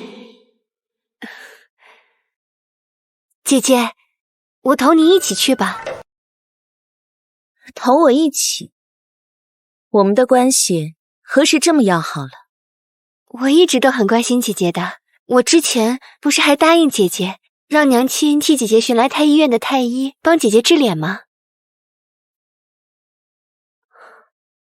今夜的风有些大，姐姐你的面纱可要戴好了。啊！哎呦，他的脸怎么这样啊？姐姐，你的面纱被风吹跑了。啊！这，他不是说只是染上风寒，怕把病气过给别人，才戴上面纱遮挡吗？这侯府的假千金也太丑了吧！是啊。你的脸怎么了？你不是不与我讲话吗？我去知会一声，带你先行离开，或者让人再给你寻个面纱来。不必了，反正大家都已经看见了，再遮住也没什么意义。随你。霍将军，是我不好，方才是我帮姐姐系面纱时，一不小心没有抓稳，是我不好。你要是真自责，那就去捡回来。你要是真自责，那就去捡回来。霍萧，我有事与你讲。那我去前面等姐姐。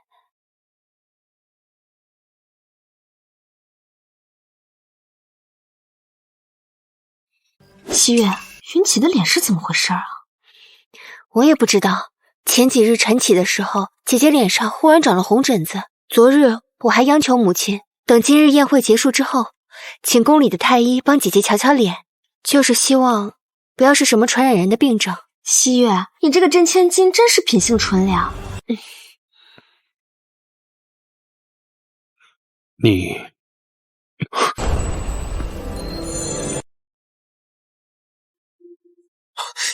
啊！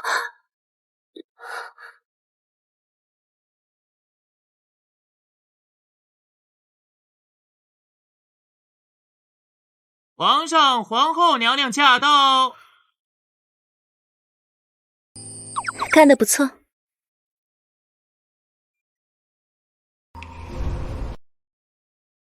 参见皇上。免礼。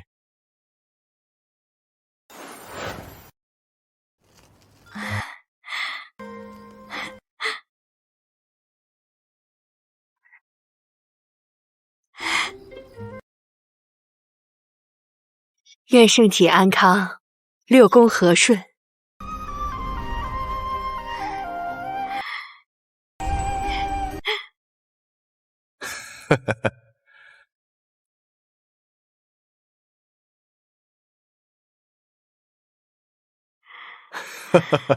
愿陛下福寿绵延，也愿臣妾可以常伴君侧，更愿臣妾早日诞下龙胎，绵延子嗣。爱妃心意缱绻，朕自然要有所回应。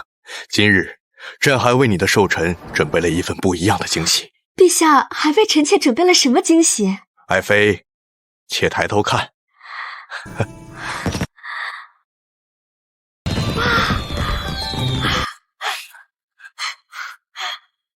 哇，真漂亮！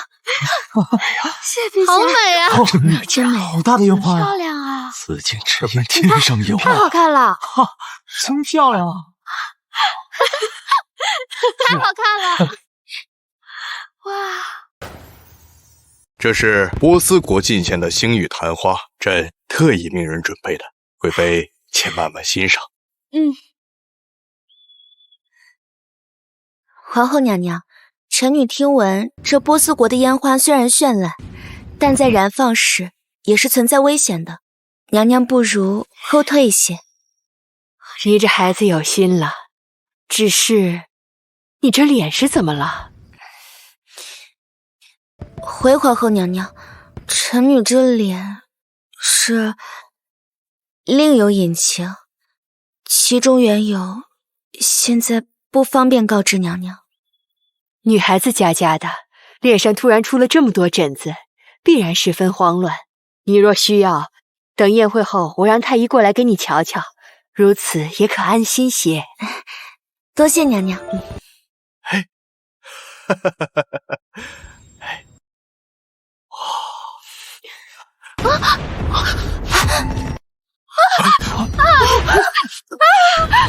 快救驾！皇后娘娘小心！小心！快救驾！救驾！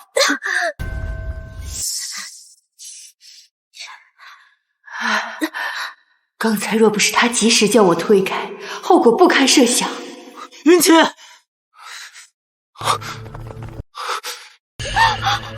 起，皇上，你怎么样？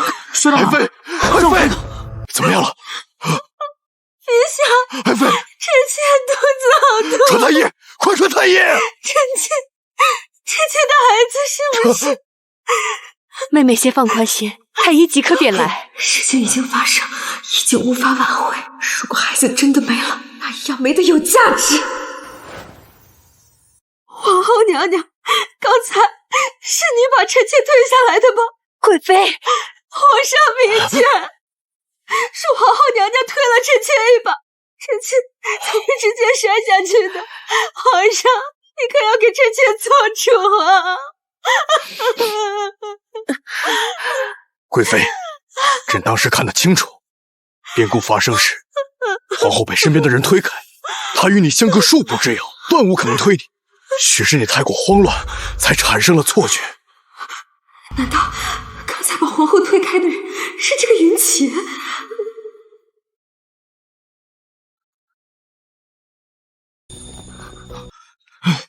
参见还不快将贵妃抬至昭和殿去诊治！若保不住贵妃和龙胎，朕让你们整个太医院陪葬！皇上息怒，臣等定当竭尽全力救臣妾的孩子。爱妃，皇上且去陪着容贵妃。今日寿宴突遭变故，臣妾自会料理。好，那便辛苦皇后了。爱妃，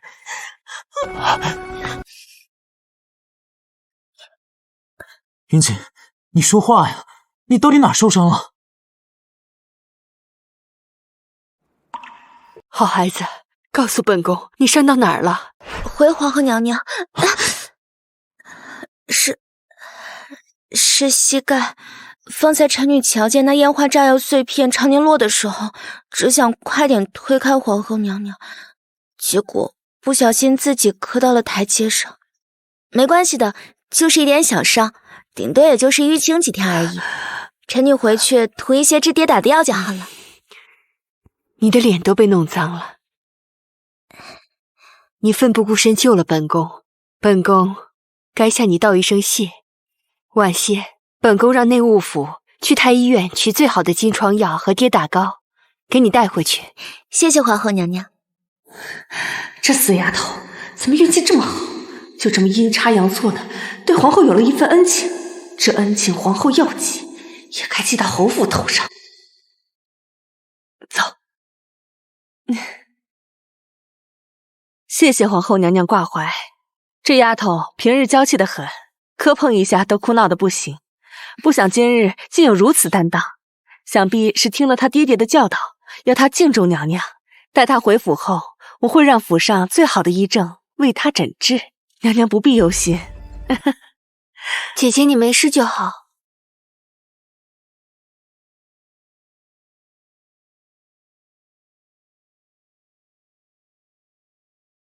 这是怎么回事？这是怎么回事？皇后娘娘这……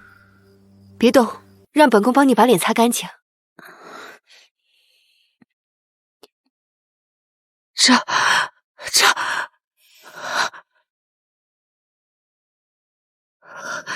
云起不是中了雪绒散之毒，所以脸上才起了这些红疹的吗？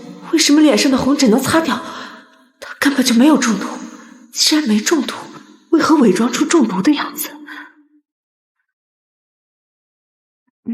云起，你脸上的红疹都是用颜料画上去的。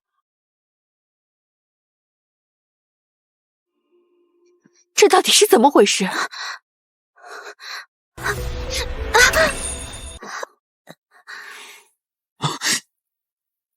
回皇后娘娘，臣女。你不必害怕，将实情说与本宫听。今日有本宫在，定会为你主持公道。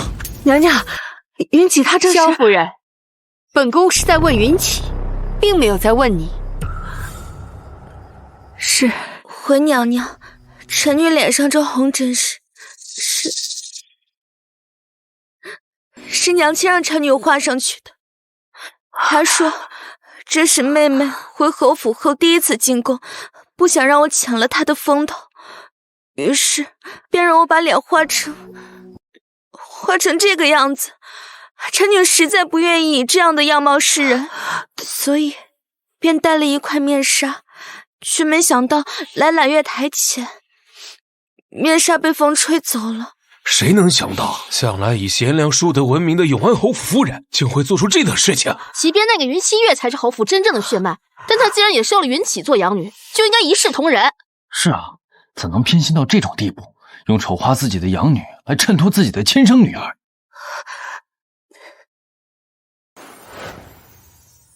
云起的面纱也是因为云溪月才飞走的。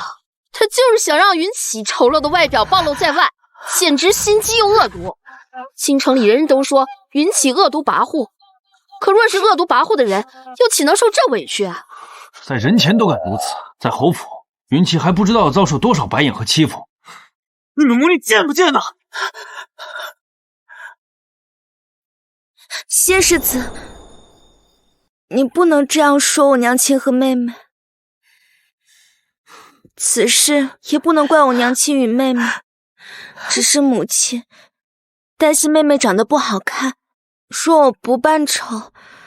今日所有人的目光都要落在我的身上，那让妹妹以后如何自处啊？皇后娘娘明鉴，从前我有多溺爱云起，满京城都有目共睹。我视她如掌上明珠，又怎么可能做出这种事？这其中必定是有什么误会啊！从前云起是侯府的嫡女，也是萧夫人唯一的爱女，萧夫人自然疼爱。可如今萧夫人真正的爱女另有其人，云起不过是侯府没有血脉的养女。本宫是想提醒夫人，膝下多了个女儿是福气，若不能一视同仁，倒叫外人看了笑话。谢皇后娘娘教诲，妾身定当铭记于心，好好教导两个女儿。今日宴席便到此为止吧。恭送皇后娘娘。怎么样？你还能站起来吗？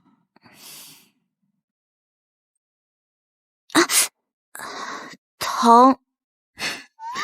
好，好，好，我的小祖宗，我抱你起来总行了吧？我来，我来。什么叫你来？我抱他走，送他回侯府。凭什么？我与他从小一起长大，霍将军难不成比我和他更熟？他曾是我的妻子。哼，那又如何？一日夫妻罢了。你们成婚的第2日你就把他休了，现在在这里装什么关切？谢世子早前不也四处放话说他对他厌恶至极？现在我怎么知道你是担心他，还是想借机伤他？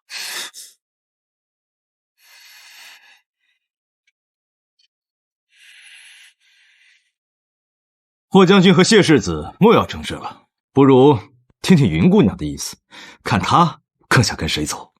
可以说的吗？当然。那我要……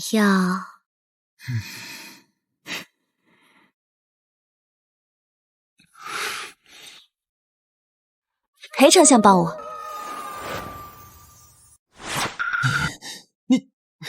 你怎么能这么对我？原来我才是那个跳梁小丑！你爱让谁抱就让谁抱，老子不管你了。那裴相你，臣不愿意。况且臣是文臣，体力不逮，此事霍将军比臣更合适。霍萧，裴宪不抱我，我好没面子啊！你也知道丢脸啊！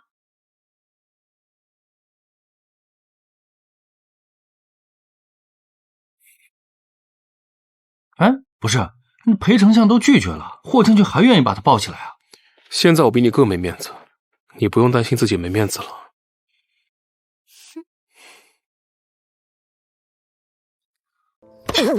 霍将军到底背着云起下了什么蛊啊？还是有什么把柄在他手上？时辰不早了，那诸位就请回吧。太子殿下，臣女告辞。微臣告退。母亲，走吧。云姑娘，云姑娘，霍将军，云姑娘，皇后娘娘托我给您送金创药和跌打药。帮我多谢皇后娘娘。如今昭和殿那边形势如何？回小姐，太医们已在全力救治，只是荣贵妃娘娘腹中龙胎，怕是……皇后娘娘没有受到牵扯便好。走吧。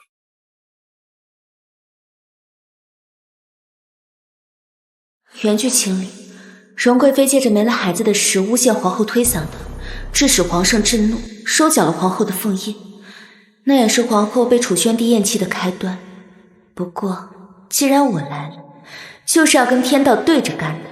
天道若要将皇后与太子撵入尘埃，我就偏要托举。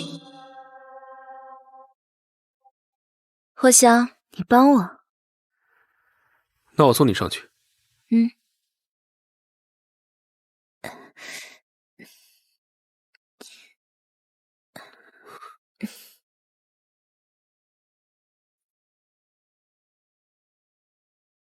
我刚刚让裴宪抱我，将军不生气吗？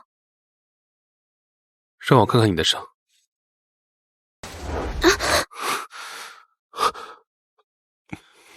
霍将军，送到这里便不劳你费心了，毕竟你已经是前夫了。是你？你以为是谁？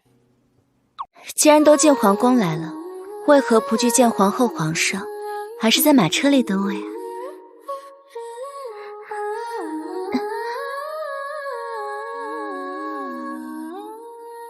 我来，不是为了他们，而是为了你。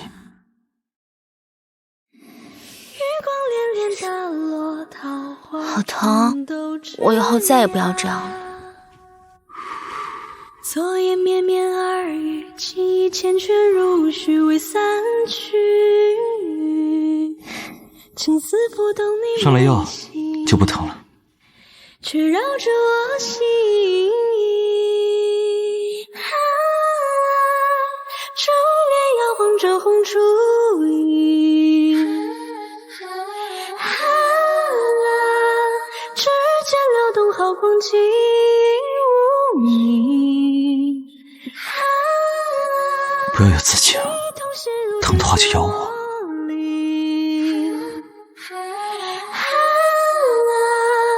翻云覆雨不忍心，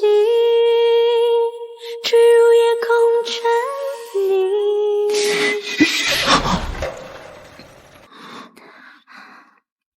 小姐，你终于回来了。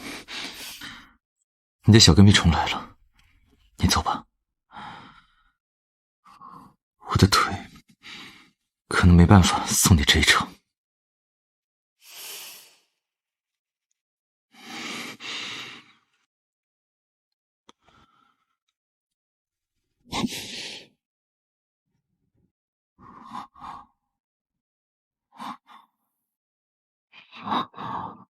奖励你，谢谢你帮我上药。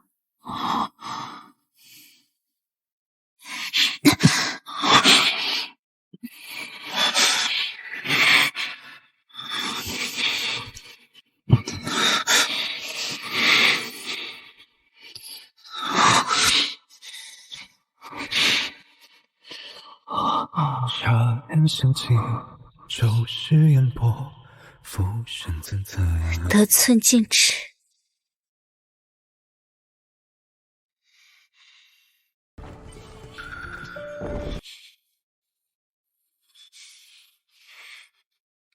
小姐，云公子和霍将军已经等了很久了。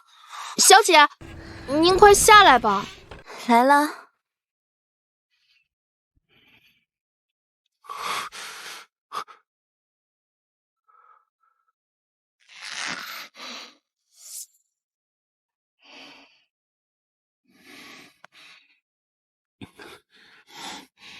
阴魂不散。齐公子腿脚不好，接下来的事就交给我吧。既然成婚次日便递了休书，为何还要凑到他身边，还用这般亲昵的语气？你配吗？霍将军与姐姐并无关系，还是离远点比较好。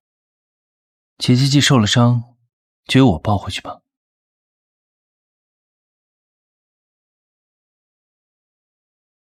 没记错的话，这是他第一次主动唤我姐姐，是因为霍萧和齐卓在场。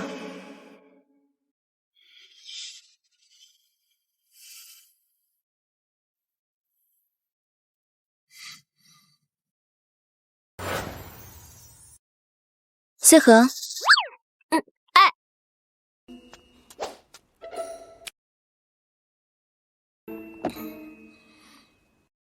天色已晚，你们早些回去休息，自会有人照顾好我的。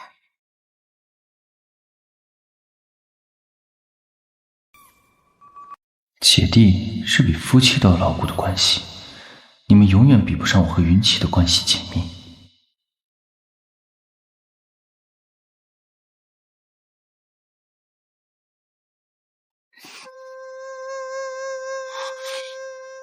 哼，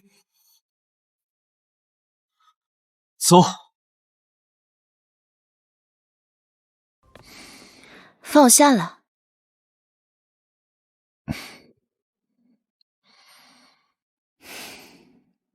今日被这烟花火药弄得浑身脏死了，我要沐浴，你回你的寒无院吧。知道了。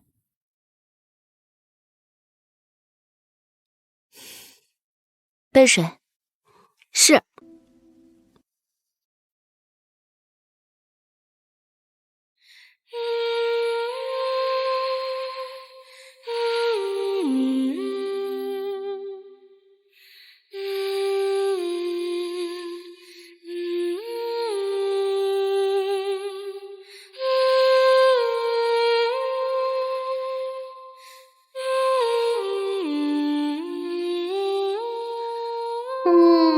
小姐也太美了，连女子看了都要被勾了魂儿去。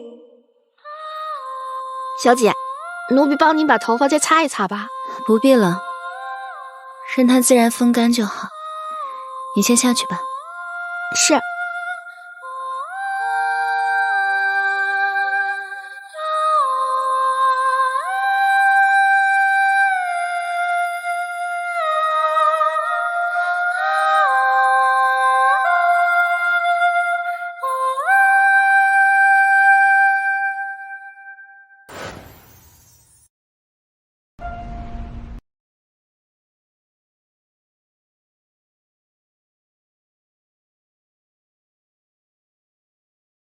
干什么？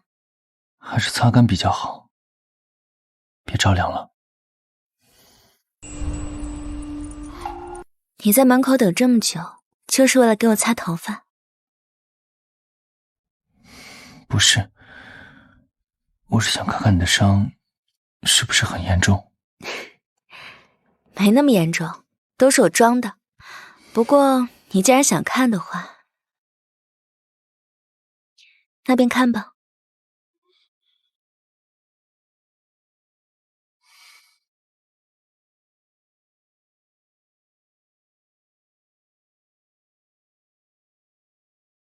谁让他受这样的伤，真是该死。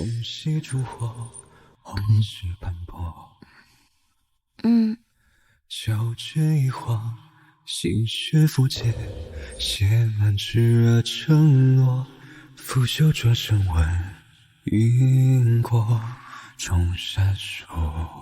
这样我不会好。灰烟，晨光正婆娑。可终于蓝流光绝间，好想吻上去。中和你心意难测，过往皆如歌，千山暮雪不负相逢，你离人间，也要与你相拥。皇上，万家灯火，所有回眸，追索银河，停驻在我眼中。浮生若寄，不忍西东，踏醉凌霄，惊鸿一瞥匆匆。亘古长夜，唯一执念，燃着心田，烧着归途重重。天命注定，我仍会将荆棘梦着心萤火。娘亲，这一切都是云起故意的，我真是没有想到他会有这么深的心机，是我害了娘亲。说，到底怎么回事？夫人，二小姐，老奴当真是不知情啊！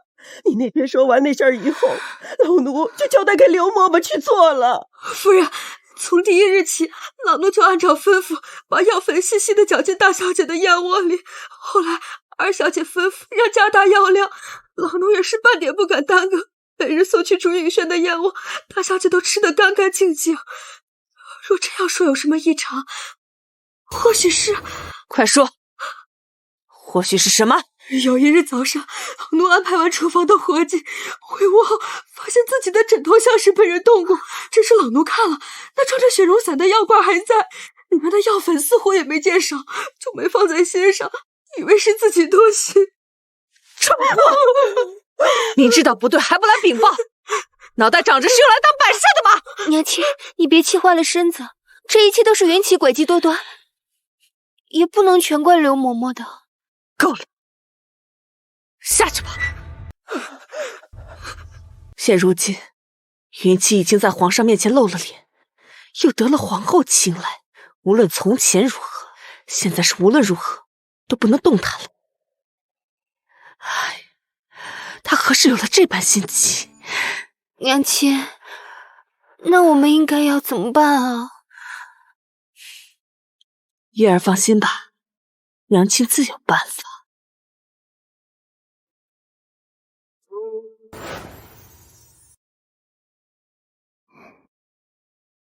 这个雪莲应该对他的腿肌有效果。你们是谁？有人让我们取你性命，杀！别动他！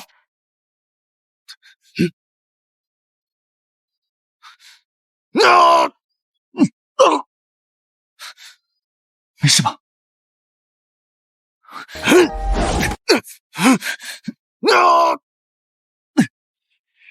月之湖，风雪烛火，花事斑驳。终于来过，要动他，先烫我的尸体。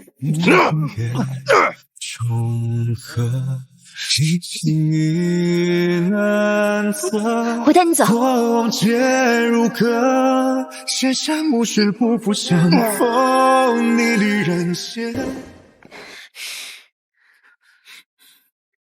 你疯了吗？你刚刚差点被他们打死。丽伞，还热着，趁热吃。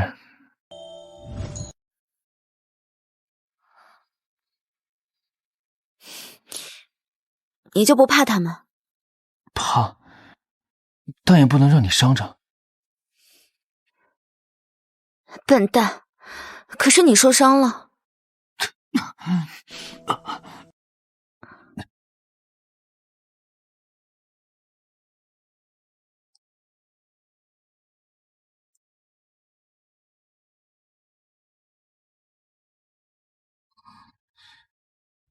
我没事，这点伤不算什么。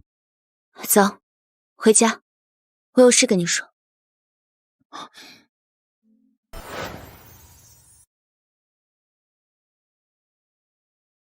你娘不是普通婢女，她是江南首富沈家的千金，当初被人贩子拐走之后，流落到了云家。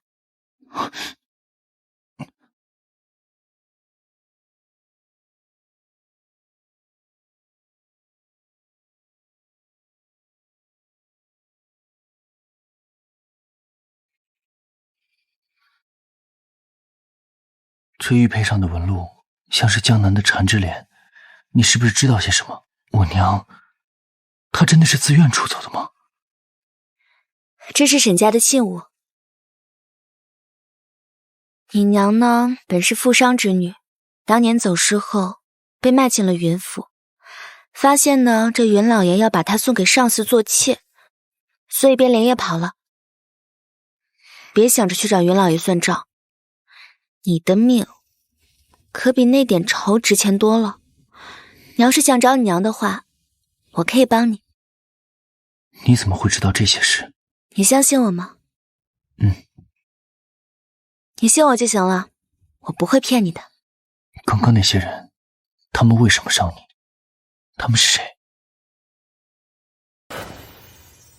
刚刚那些人，他们为什么伤你？他们是谁？自从我从皇宫回来之后，这萧兰淑母女就把我视为眼中钉。不过，想把我这颗钉子拔掉，也得看他们有没有这个本事。那你打算怎么做？还能怎么做？自然是伤得更重些。他们不是想要我死吗？那我就装作半死不活的样子，躺在床上养着。到时候他们要么放松警惕，要么趁机补刀。那我要怎么还击，就由不得他们了。娘，我刚刚让贴身丫鬟去打听了一下，听说云起被抬回去的时候，后背的血把衣服都染透了，伤成那样都没死成，算他命大，就怕皇后娘娘那边不会善罢甘休。我也是担心这个，听说现在霍将军守在他那边，万一发现云起是被暗害的，必定会彻查此事。虽说咱们派过去的人没有留下痕迹，但万一我们……别说了，现在就盼他伤得更重些，最好躺个10天半个月，没力气去查这件事。查，把京城所有蒙面刺客的窝点都给我端了，我要知道是谁动的手。还好吧？怎么样？疼不疼？太医呢？金川药我让人送来了最好的，怎么还没止血？谁敢伤我云起？我这就去把那些刺客揪出来剁了。云起，你在这等我，敢动我的人，找死！谢林雨，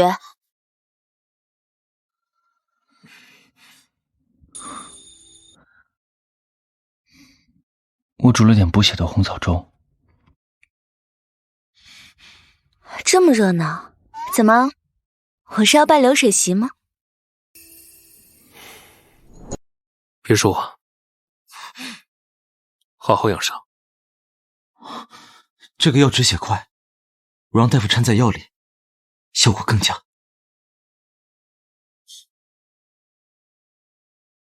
月坠星湖，风息烛火。云锦，你别怕，我已经让侍卫守住门口了，谁也别想再进来伤害你。等你病愈好，我就去把他们的老屋给端了。